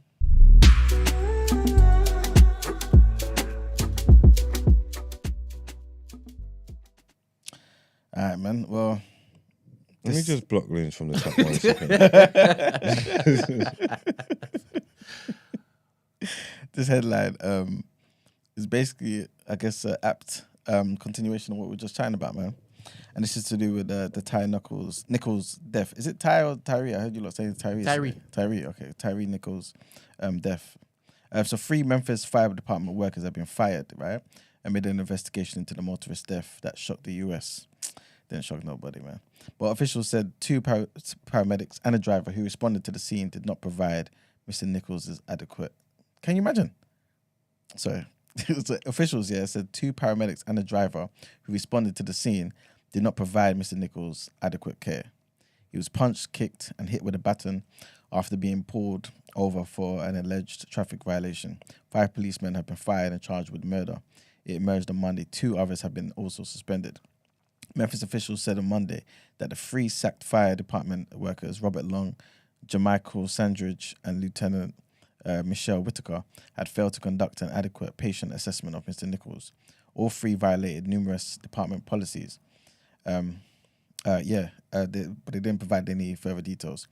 All that was said was by the Memphis Fire Department Chief, Gina Sweat, that their actions or inactions on the scene that night did not meet the expectations of the Memphis Fire Department. Body camera video and other footage were released publicly on Friday, and they show Mr. Nichols, who's 29, being beaten by police officers on January 7th after he was pulled over. Have you guys seen the footage? I was confused because I was doing something. This 3 fire people that's got fired. This is the same story with the 5 police. Yeah. Yeah, so they were called to come and help. And then they've seen him and they ain't helped him. What help him after the police smash him up? Yeah. Oh, so they just left him there? Well, I Like, don't think they just left him, but they didn't give him that proper care. You know what I'm saying? That like Good. Yeah, that they were expecting. Have the officers been sacked as well? Yeah, they were sacked, yeah. And they're on trial for murder. Well, they will be. Yeah, these black men are they're well. Mm-hmm. But yeah, man. And yes, I saw it. Yes, I saw it. Oh, is it? Yeah. Oh, what? There's footage of them mashing him up. Yeah. I ain't seen it. What is it like I a ain't Rodney seen it King either. thing? Yeah. It's disgusting, man. Oh, well, like it's clear as day. You can. Yeah. But so was the Rodney King thing as well, I remember. And all of them got acquitted, didn't it? But, you know, that's America for you, man. But if these men were white, this wouldn't even be going on. But yeah, man. Mr. Long and Mr. Sandridge responded to the call about a person being pepper sprayed and arrived at 2041 to find Mr. Nichols handcuffed on the ground, propped up against a police vehicle. This is what officials said here. They requested an ambulance, according to the fire department. The ambulance was dispatched at 2046, arrived on the scene at 2055, and Mr. Nichols was admitted to hospital at 2108. The firings came after Memphis officials said that they had suspended Preston Hemphill, who was 26, who was one of the police officers who initially stopped Mr. Nichols for an alleged traffic violation. The lawyer for Mr. Hemphill said the officers cooperating with the investigation. The Memphis Police Department said later on Monday that a second officer had been suspended in connection with Mr. Nichols' death, though they haven't named this particular officer. And Mr. Nichols died 3 days after the traffic stop in hospital on the 10th of January. Lee Gerald, who's the lawyer for Mr. Hemphill, said that his client was the third officer on the scene at the initial stop of Mr. Nichols, and that the first video of the encounter released to the public came from Mr. Hemphill's body camera. So yeah, man. I feel like it's a conspiracy, man. How do you mean? Yeah. What way? I don't know, man. They're just something again. They're just. I don't know, man. They're just trying to. I don't know, bro. That I haven't even read the story yet. When I see it, yeah, like the way it looks online, you see it going around about the police killed someone. Then it's just all black man. And it's just like, what are you not doing, man? Sorry, Esther just said or corroborated that this is all rumors, allegedly. Apparently, he was seeing one of the officers' wives. Oh, is it? That's what Esther said. She's not here to basically. Is that the word on road? Is that what she's saying? She word on road from the chat. So you're saying it was a personal. This is alleged. This could be a complete rumor. Seeing as Esther's not here, I'm taking over. I don't know. I just think with police brutality, yeah, and obviously this stuff's been happening. It's been going off obviously since George Floyd and whatnot. There's a spotlight on the police brutality thing, innit? You get me? And it obviously is a big race issue as well, because the officers are usually white and the men that die are usually black. Alright, cool.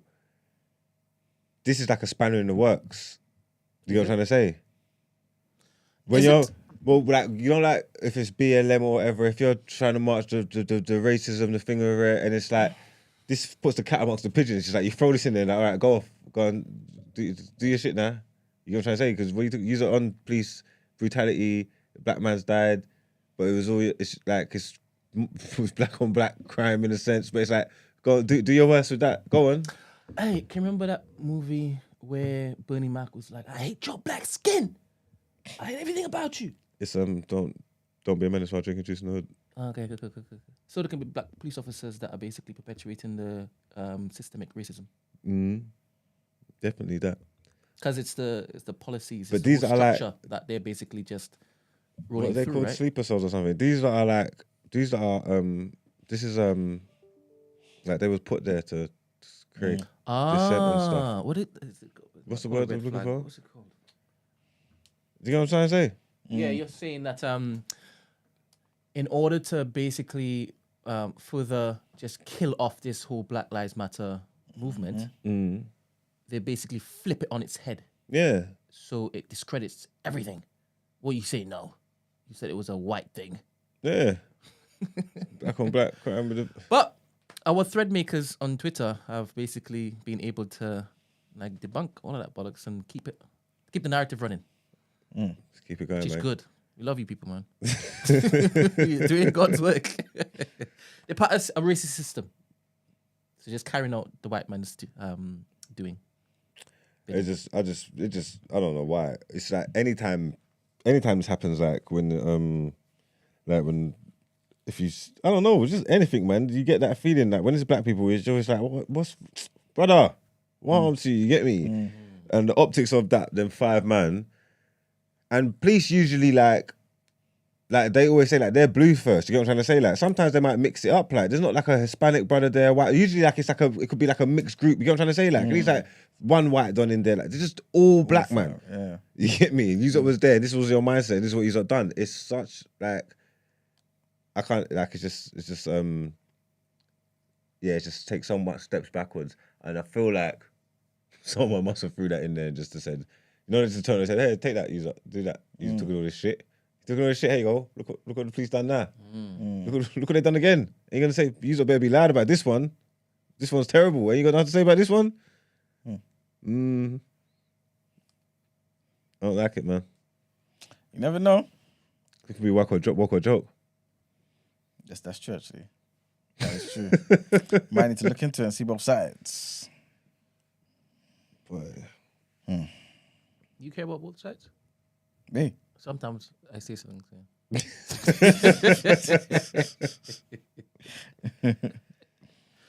All right. Cool, The next headline is basically trigger warning here. A police officer who admitted assault and false imprisonment has been dismissed from the Met. So PC Sam Grigg, previously attached to the Southwest Command Unit, pleaded guilty to the charges at Kingston Crown Court on January 5th. Grigg, who will be sentenced on the 10th of February, was sacked by the force on Monday. He was found by a misconduct hearing to have breached the standards of professional behaviour in respect of discreditable conduct. The offences for which Grigg pleaded guilty relate to an incident that took place in Twickenham on the 2nd of December when he was off duty. He used tape to unlawfully restrain a woman who was known to him against her will. Having left her restrained, he then returned and cut her free using a knife, and he injured her in the process. The incident was reported to police on December the 6th, Tuesday, and Grigg was arrested the same day. He was charged on the 8th of December and was immediately suspended. Breaking news. Apparently, there was a white police officer that was tasering him, but his picture hasn't been shown. No way. So maybe it gives more credence to your... Yeah. Hello, good morning.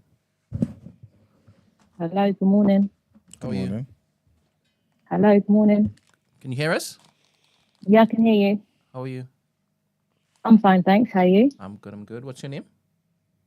Philly Petit. I'm Philly Petit on the chat. Thank you. Well, I'm petite. What are your thoughts? Hi, how are you? No, I'm not going to take too much of your time, but this particular argument, it's like all through the weekend, it just kept on popping up in my head because I just felt like I was disappointed, so disappointed. I was embarrassed. And I do feel like it was like a point scoring exercise.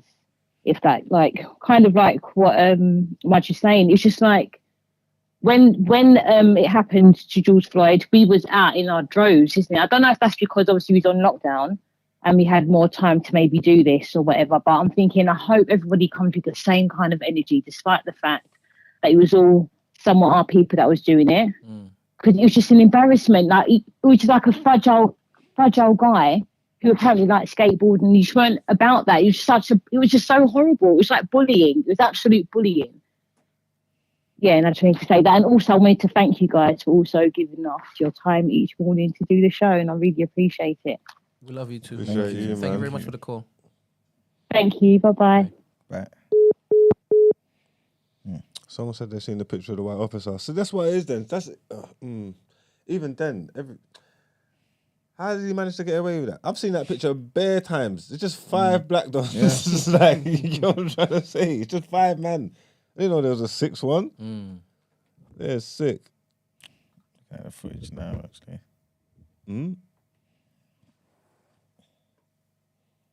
What's this from the body cam? Yeah. Send it back again. Then you want to put it on the thing, or is that too What are much? they doing? Just mashing him up? I don't have the picture. All right. No, I'll send it to you. Is that the video? I'm putting that video on. Okay. What? I was gonna say it's just a routine traffic stop. What's this? That's what is that what they say though? Yeah. He's not like a criminal, like No. ex-gang member or nothing. He's not. There's no reason for them to be hostile onto him or nothing. He's just a random man. Apparently, he was taking pictures of something, like just regular, like, you know what I'm saying. And then Maybe he was chopping one of their guys then or something. That just don't make no sense. Why are they doing this stuff? But yeah, man. Anyway, that's the end of the headlines, man.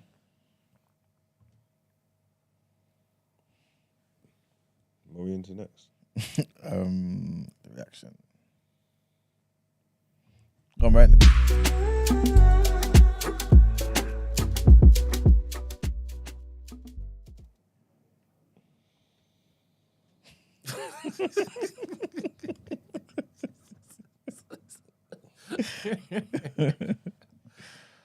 We done this.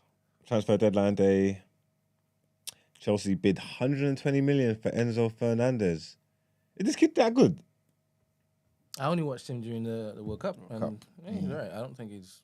He What did does that even mean? He did look alright. Again, yeah, from speaking from the same place as you, I would have only saw him at the World Cup. Before the World Cup, I didn't know he existed. I think there would have been 2 games, 2 occasions, especially one where he scored that goal. Was that against Mexico? Did he score against Mexico? There was a couple of occasions in the World Cup, and I was watching. I was like, "Who's this Enzo? I'm like, this dude's decent." So there's something there. Don't get me wrong, but to go 10 million over the release clause to push this and get this done. We've signed Jorginho. Has it done it? You done it? They gave up on Casado. You know what? Yeah, I like that. I'm happy for that. I'm so happy you ain't got Casado. Jorginho's, he's a controlling midfielder with your style of play. I'm pretty sure it will help, but I feel like you don't need more mobility. No, don't you need more mobility, Brent? Brother, it's just so that we have cover in that particular area, to be honest. I'm praying for Partey not to get injured. That's all I'm doing. Jorginho's good. I don't know. It's not a long-term thing, yeah, man. We're building not a long term. He's there for the next. We're building a squad. Huh? We're a squad. All right, cool. Take it. Jorginho's decent for what he is. He's good. So it's not it's not a bad thing. It's never going to be a bad thing. It's not Moses Casado, and I'm happy that didn't happen. Happy that didn't happen. But yeah, breaking news. We got a transfer deadline day. What else is there? What other transfer news have we got? Is Gallagher going Everton? Let me give you some quick transfer, some quick transfer things quickly. Is Gallagher going Everton? Oh, did you see that João Cancelo got sent away? Mm-hmm. João Cancelo got sent away to Bayern Munich. Apparently, he's disruptive in the changing rooms. Him and Pep been beefing. They got him out of there. He's gone to Bayern Munich with immediate effect. It's on loan with an option to buy for 61 million, I believe. He's blocked all the Man City accounts online and stuff, so he's going for it. McKennie just went to Leeds as well. Did you see that one? Do you know about that McKennie? He plays for the American who plays for Juventus. Is it McKennie or McKenna? He's half decent. I'm surprised he went to Leeds. What else is there? There's no other transfer news, man. We'll find out whether Gallagher's going to go to Everton or not. We'll find out later. I think Spurs are going to get the Pedro Porro over the line. Apparently, he flew into Luton last night, so I think they're tying that one up. I think City wanted to hijack it, which kind of made sense to me because obviously they let João Cancelo go, so I could see that. And I think they got a buyback clause as well, so I don't understand how they're going to let Tottenham do this because I'm sure they got a buyback clause for 20-something million. They just let him go a couple of seasons ago. So we'll see what happens with that a little later. And do I have any other transfer news? Nope. Ziyech. I think Paris Saint-Germain are looking call us. Someone's giving us some inside information in the streets. This about transfer news. Good morning. Hello? Hello, yeah. Who's speaking? Dammy. Good morning, Danny. You got transfer news for us? Yeah. No. I wanted on the Cancelo thing. Yeah. I wanted to ask, obviously this isn't the first time people have fallen out with Pep. Yeah. Do you think that it's a Pep issue, or do you just think that players just don't get on with him? I think every gaffer's gonna have players that they fall out with. There's players that love him as well. With the Cancelo one, I don't follow Man City like that, but reading the stories, it's sounding like he is a bit of a troublemaker. It sounds like he's a hothead when he's not playing. They're saying Bernardo Silva might go today as well. Yeah, but Bernardo, he wants to keep Bernardo, but Bernardo, I don't know whether Bernardo would have fell out of him. Bernardo's probably main problem is that he's so good he needs to be starting every single game, and he's not. So you got to look at it. It's like, if you're not going to start me, then I'm going to have to move on. So I can see why Bernardo would want to get out of there. I wouldn't necessarily put that down to a Pep issue for the Silva guy. And he's too good to not be playing week in, week out. So if he wants to go and further his career and do what he's doing, you can't stop that. Even no, but if you play even for City, look at Portugal, yeah. João Cancelo started in the tournament. No, he was terrible at the World Cup. Yeah, that's what I'm saying. Terrible. But he got bombed off. he got bombed off, and Delo started. You know what I'm trying to say? Like, so even like there's something in that. You know what I'm trying to say? Like, to be like a main man, he's a top boy. He's one of the better fullbacks in the league. So he'd be a top boy for his country. And to just get bombed off and get replaced by a young boy, there's something mentality wise. There's something going on there. You get what I'm trying to say? So he might not be the consummate professional off the pitch. Like the stuff that they're saying might be true. Who else has Pep beef with? Zlatan? No, Zlatan. He shot his Zlatan. So no, I don't want to. Yaya. Torre. Yeah. Who else? Definitely Torre don't like him. Who else? Omri. Kinda. Yeah, I think so. Yeah, but I don't think he's. Yeah, I don't think he's got a reputation for falling out with players, though. To be fair. No, to but him. I just feel like he. How do I put this? If he's not one of them that's going to take, like, unless you're like Messi, everybody else is like expendable to him.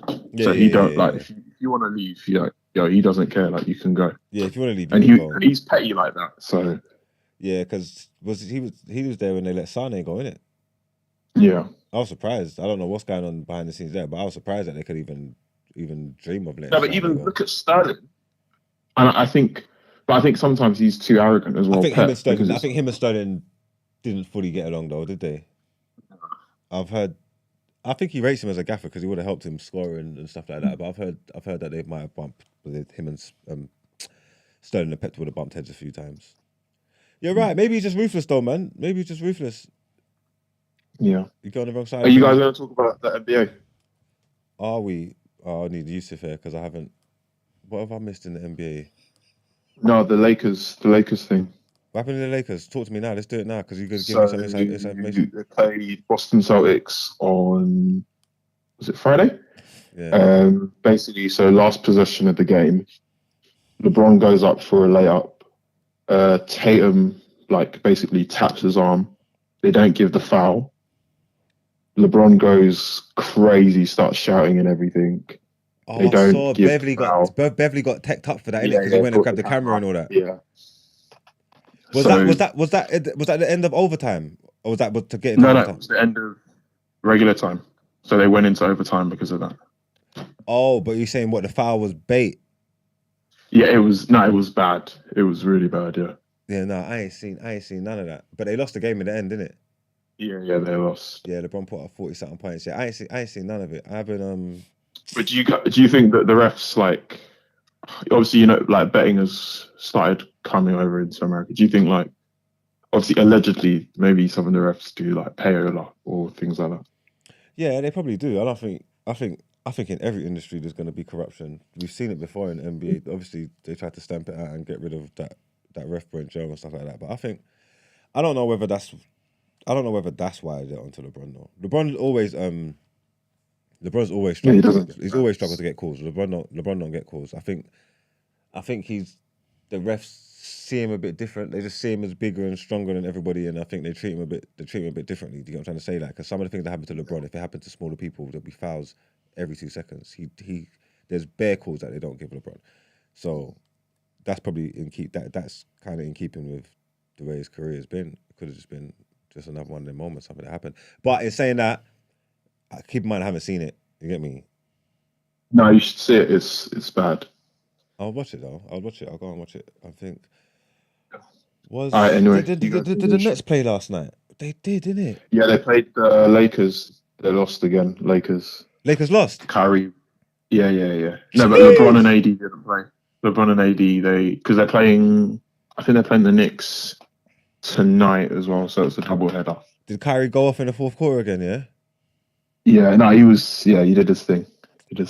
Come on, man. Thanks for that, man. Hey, that's giving us information on the fly. You get me? For your reaction. Appreciate you, Demi, man. Thanks for calling in, man. Much appreciated. Thank you very much. Gangway. Hey, that's lit. What else have I got to talk to you about?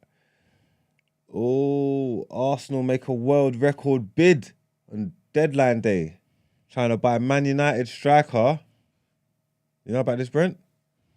Yes, I watch women's football all the time. Alessia Russo. Mm-hmm. What's the bid they put in for it? How much was it? They're not. Why are they calling it a world record bid and they're not giving us the record? Where is it? How much was it? Let me try and find out. Is it, It says the fees I understood saw- to be I saw- more than 400,000, but Yeah, that's not. exactly. That could be anything. That could be 400,000. That could be 450,000. Like, what's the fee? What's the world record? I think it's 400,000. Is it? That's what I'm thinking. That's why they're like, oh, just more than that, innit? Okay, but big up her, man. Big up her. Russo scored 17 goals in 35 appearances for United after joining. She's the one who done good in the World Cup. Yeah. Yeah. All right. Big up her. Have we got any more sports things to do? Mo Farah says goodbye in London Marathon 2023. What? Mo Farah's not running no more? Nah. This might be his last one, he's saying. So he's done. Yeah. He's only 39. Yeah. The man, I swear, can't the man just run? Just run. Yeah, but not competitively, though. He'll get beat by, you know what I mean, the younger guys, innit? Oh, I hear that. Yeah. Might as well just chill, man. I hear that. Big up Mo, man. What was his real name again? Yeah, I can't remember. Because Yeah, he's I not remember even that Mo, story. innit? Yeah. You stole that identity, innit? Yeah. Hello. Hello? Good morning. Good morning. Didn't want to stay the conversation. I wanted to talk to Brent mainly. This Jorginho thing. We need to dissect it a little bit because 1 the second. Arsenal Can you hear fan me, bro? base. No, but I'm Can you hear me? gonna go up for vibes. Huh? Can you hear me? 1 second. No, Sorry, not sorry, too caller. clearly. He wants you to talk to you personally. He wants Brent. Oh, me? Yeah. Hello, what's your name? He ain't got his headphones on, so listen. Yeah, this is Femi. Femi, This is hello. Femi. Yeah, I'm Femi on the chat. Yeah, Brent, I wanted to talk to you. This Jorginho thing. Yeah. I haven't seen the fan base this divided for a long time. I mean, we kind of got harmony back into the club, haven't we? I've never seen such a reaction to a signing. And I mean, there's now like big Twitter accounts that have big followings basically doing this thing, which is, well, he's better than no one. It's only 12 million. It's a year and a half contract, blah, blah, blah, blah. But I don't really care personally about the player. Yeah. I just thought after Willian, we would never, ever, ever Yeah. do this stupidness with Chelsea players. Yeah. We've been doing this with Chelsea since Ashley Cole. So we've been getting a bad end of that deal. Yeah. They took Ashley Cole, we got William Gallas. He was probably the best left back in the world for many, many years Yep. while he was with them. We got Gallas. We made him our captain. We know how that story goes. Petr Cech, we got him on his last legs. Couldn't save from a lot of shots from, front post, whatever. Then Willian, the story could go on.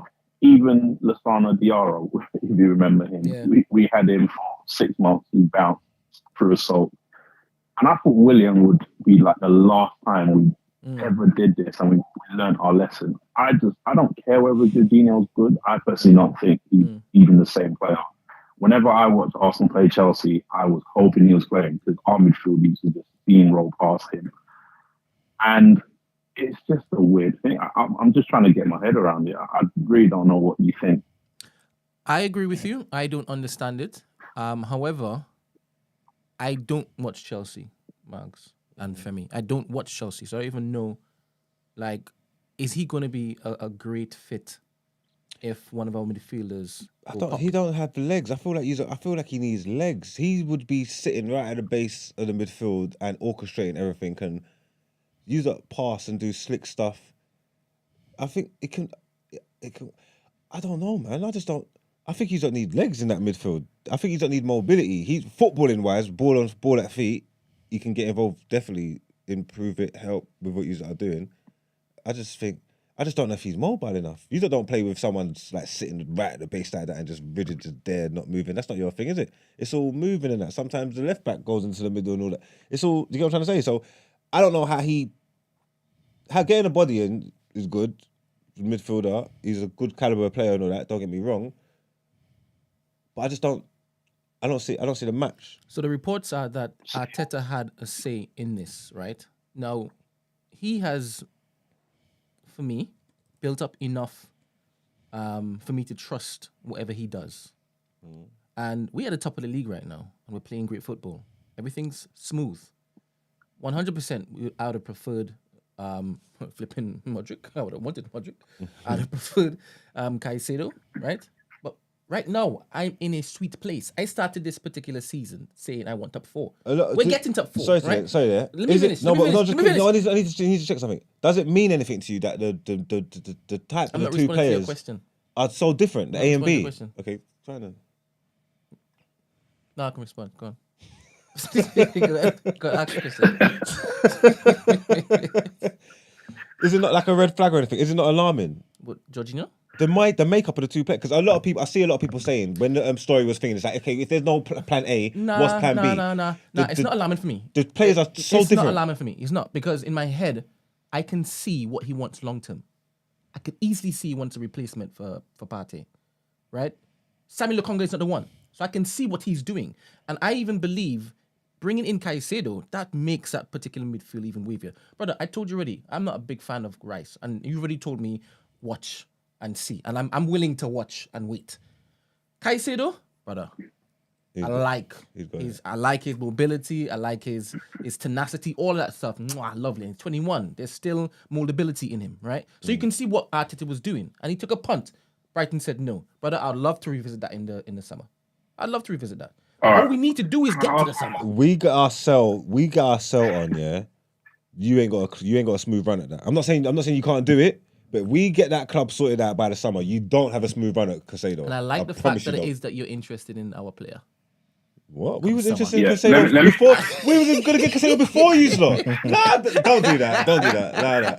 Nah. So I like the atmosphere started. Sorry, Femi, go on. Let me ask Mark the question before I drop off. Yeah.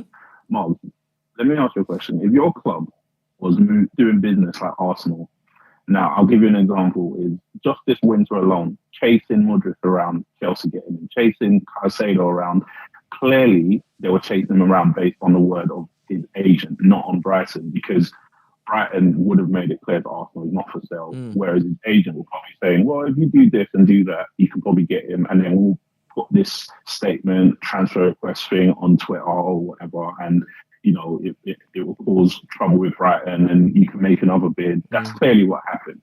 They had Vlahovic last January chasing him around. Apparently he wasn't answering phone calls for Arsenal or whatever. They've had multiple of these. They had what's his name? Rafinha last summer was chasing him around, nothing. And then now, for the last few weeks, you've been hearing drips of Arsenal going to get Declan Rice. Yeah, but Arsenal, if anything comes complicated with bidding, they can't close the deal. If it's straightforward, not that though. It's not that. You need to give them a bit more credit. It's not that they can't. They don't. That's their policy. The editors. This is what they've put in place. They've put the thing in place. Arsenal don't. They're not bidding for nothing. But you're not a big club if you're not bidding. You're gonna have to. I don't agree with them. I'm just telling you what they've done. But they're saying Man United are gonna have to go after Caicedo in the summer. You think Arsenal will have a free run at Declan Rice? You're gonna have to, at some point, pull your big boy pants off and say, "We're a big club. We have to go against big clubs to sign players." I agree. I think it's a stupid thing. We've done that in the summer though. What? We've pulled our pants up in the summer. When? In the summer transfer windows, we have. You got clean runs at people. Yeah, but those are clean runs. You got clean runs at people. That's not thinking. He's talking about like the Rafinha. The Rafinha didn't get done because of Barca, and it was time.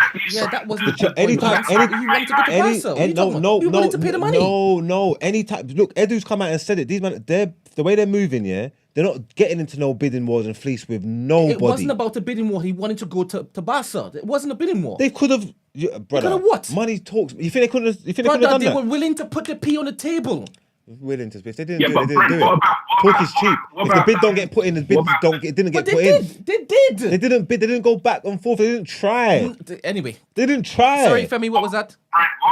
What about the centre back that Man United got over us as well? Martinez, yeah. The second we came in, he was gone. As soon as they came in, we went. Yeah. Because they can't fight. The second they're not doing it. I hear what you're saying regarding Martinez, right? And I think when it is that was happening, I like the look of Martinez, right? Because I wasn't looking at anybody else.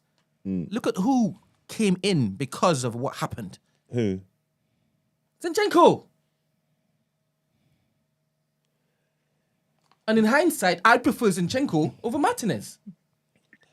You know what? Yeah, Zinchenko's. I hear what you're saying, Femi. 100%. Zinchenko's decent, yeah, and it's worked out all right, yeah. Anyway, you are doing so much. We are at with the this. We're at the top You of are the doing table. so much We're at with the this top of the table. Zinchenko thing, yeah. Femi, we're at the top of the table. Crazy. We're at the top of the table, and 100% there's gonna be a division amongst the fans. All right. I'll leave you. I just wanted to add my little We appreciate the call. Thank you very much. There's dissension. There's people obviously wanting a proper signing during this particular window because Chelsea took Modric. Really wanted Modric, right? Chelsea's now basically sold us this particular guy. We don't like it because we wanted a particular guy, Caicedo. Do you understand? Once the windows close and everything gets back to normal, we continue winning. People will forget this. They'll forget it. All right. But We have a nice focus right now. 12 million pounds. I don't understand why anybody would be complaining. I honestly don't understand what's to moan about. You got a midfielder for 12 million pounds. World Cup winning midfielder. Was it the Euros they won? Euros.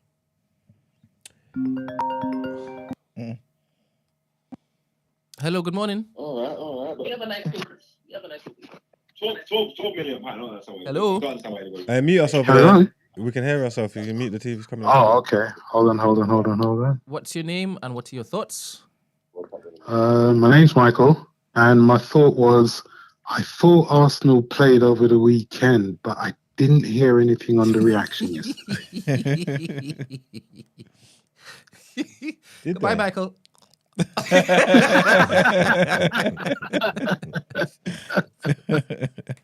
When the FA Cup weekend? You To let didn't come on Mark Monday, know. did you? Huh? You didn't come on Monday, did you? No. No. Oh, when City beat you. Yeah. Oh yeah. I thought you called me for that reason. Remember I told you I was coming from the gym? And I Yeah. just come from the pub? Yeah. I thought that's what you calling for. No. But it didn't even register to you why I was making that joke. Oh yeah. Nah. I did. Oh yeah. You don't got away lightly. But you know what it is? It's FA Cup. Was that a full strength team? Nope. The Cities weren't either, was it? More or less. They Nah. don't have a non-full. Yeah, you know what it is?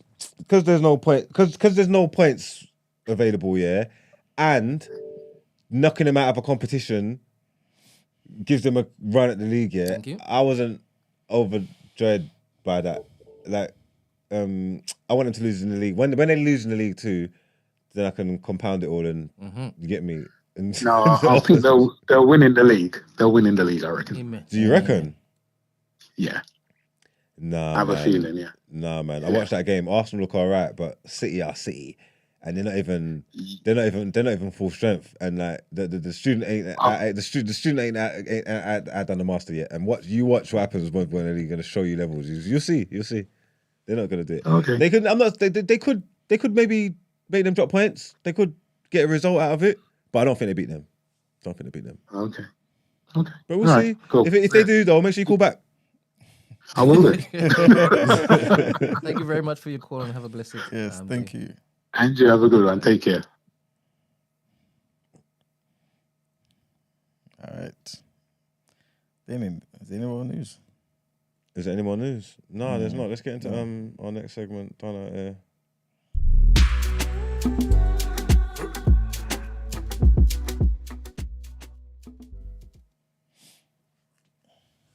I didn't know about who's done Out Ere this week. I'll put the link in. These men are getting away with murder at the end of the day. I think should we get this Gareth Thomas up? You said we spoke about this story, and I didn't know about this story, but I don't know how this stuff works. I know I always hate police, yeah, and you don't talk about police. I don't know why I'm always on it advocating for people to go to prison.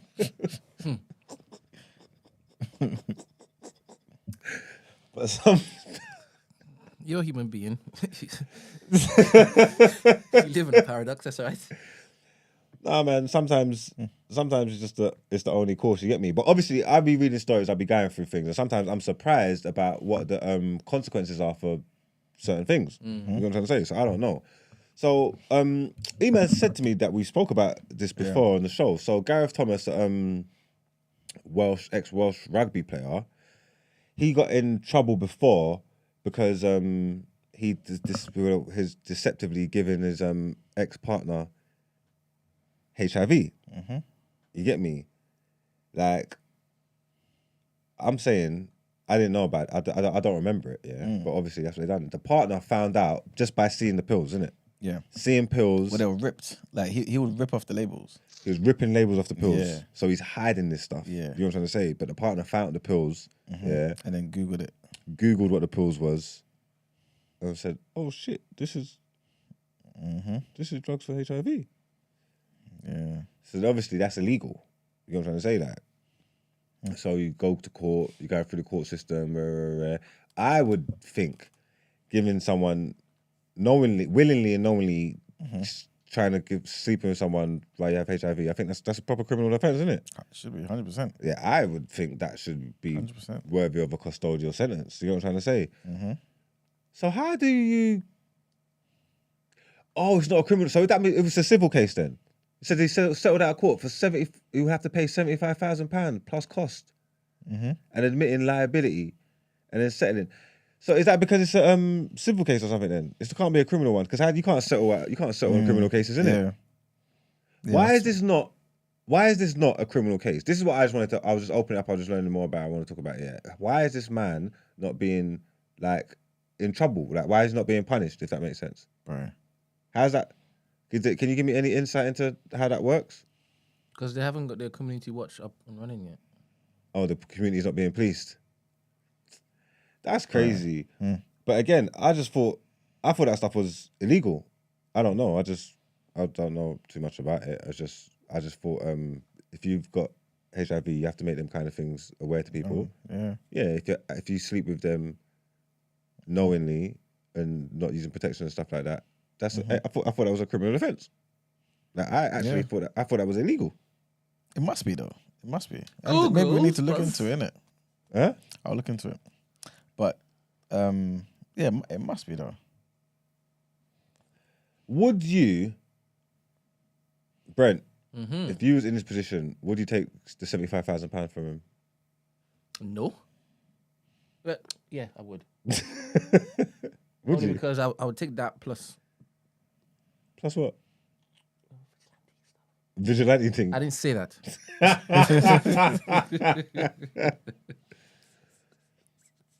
That's mad. What about you? What about you, man? You taking the money if your partner done that to you? No way. We say you need full justice. 100%. Again, yeah, like I said, yeah, I'm just confused, yeah, because if they didn't accept the payout, yeah, what would the consequences be? Like, you know what I'm saying? That when it comes to a conclusion, was custodial sentence even an option, or is this just stuff that's just going to play out for this monetary stuff? I don't understand. I'm really confused. But like I said, Mr. Thomas 48 will to- pay 75k plus cost, but said he has not admitted liability by settling, adding that he maintains his innocence in all the meritless allegations. So it's on that same Michael Jackson thing you were asking me about. It's a bit different. It's different. It's totally different. Yeah, obviously 100%. No, But man. he's paid this, she's accepted it, but he's still saying he's innocent. It's not she. And this man gay. Yeah, it's he. This man's He gay. accepted it. What? This man's gay. Yeah. With the partners? Yeah, the man. Yeah. That rugby man, he's gay. Oh, okay. That's why I asked you if you would do it. That's what I asked If I you. would- That's if what I I asked you. would What would you do? The gay stuff? I mean, if I'm in love with him, No. it's hypothetical. You asking me, right? I'm saying, would you accept the money if it happened to you? If he done it to you? I told you yes. If I know full well there's not going to be any other legal win here, yes, but then I'll get jungle justice. I heard that. Yeah, no, he's definitely. I remember this man. This man. Weren't he like in the jungle or something? Or is that the other one? You said he collected in the jungle. No, when he- he was on. Or weren't he somewhere? No, he was doing something. He was somewhere, doing innit? something. Yeah, I This think man he was doing somewhere. I've something, seen this man. Proverb says that they have to prove it's the same strain of HIV. What? Yeah. Yeah, but I mean, if he didn't have HIV before, then it must be that straight. If I never had it and you had it and now I got it, you think we've got same to prove what strain. strain it is? It's your Absolutely. strain. Said this wasn't my Joneses. It was somebody else's. Nah, man. That ain't my shit. This is bullshit. But I've got something up here on this website. Yeah. Basically, what it's saying is someone can only be charged with intentional transmission if it can be proved they maliciously and intentionally tried to give the other person HIV. Although many cases start with this allegation, so far the charges have always been reduced to reckless transmission before reaching trial. So if he's on the meds, yeah, is that saying that he's not purposely trying to transmit it because he's taking meds? Nah, no way. It can't be. He's taking meds to protect himself, innit? So it doesn't, I guess, blossom into something and then finish him. Not so it can prevent him from transmitting it. There's a reason why he took off those labels. I remember him saying, "Oh, it's because I think he said he's got nieces and nephews that come to his house sometimes. He didn't want anybody knowing, like in his family and stuff." But still, man, I'm not gonna lie, it's low, man. That kind of deception, like that's wild. Like that is wild. Man said he's ripping off the labels of the pills, and these pills you got to take every day. Yeah, and he's saying he's not admitting guilt or liability by paying out of court. Yeah. Again, I think we spoke about this last week. Setting out of court is not admission to guilt. Yeah, no, it's true though. You have to be consistent. It's not, but you notice, he went out of his way to make everyone know that though. Yeah, you know, like guys, I'm doing this, but you know what I'm saying. It don't mean it doesn't mean that. You know what I'm saying. So we know what it means. But yeah, man. According to this thing, also it says there's often a lot of confusion with people assuming that anyone who knows they have HIV and then transmits it must have done so intentionally, but this is not so, either legally or in everyday life. However, the maximum sentence for intentional transmission is life imprisonment. So it is vital to go and get good legal advice fast if this is the charge. Oh, so this website's about protecting. Okay. There's a maximum of life in prison, but he couldn't have been facing that then, because then you can't because everybody that was facing life in prison would just pay £75,000. Just get out of it. But I think because of this, the precedent that's been set. So what they're saying is so far charges have always been reduced to reckless transmission before reaching trial. So no one's ever had it intentional. Okay, that's what they're trying to say. Okay, they've always been reduced. That's why this guy can just pay 75 and keep the guy quiet. Yeah, nah. Ridiculous.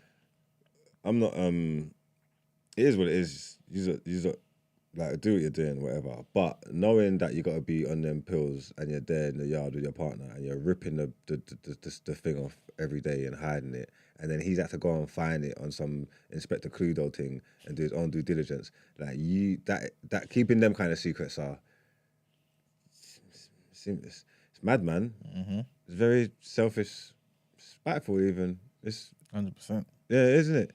All the above, innit? Yeah, it's not a nice trait. You're not a nice person, man. Honestly, you're not a nice person, man. That is fucked up. So, Gareth Thomas, you're done it here, man. Let's get into our outro.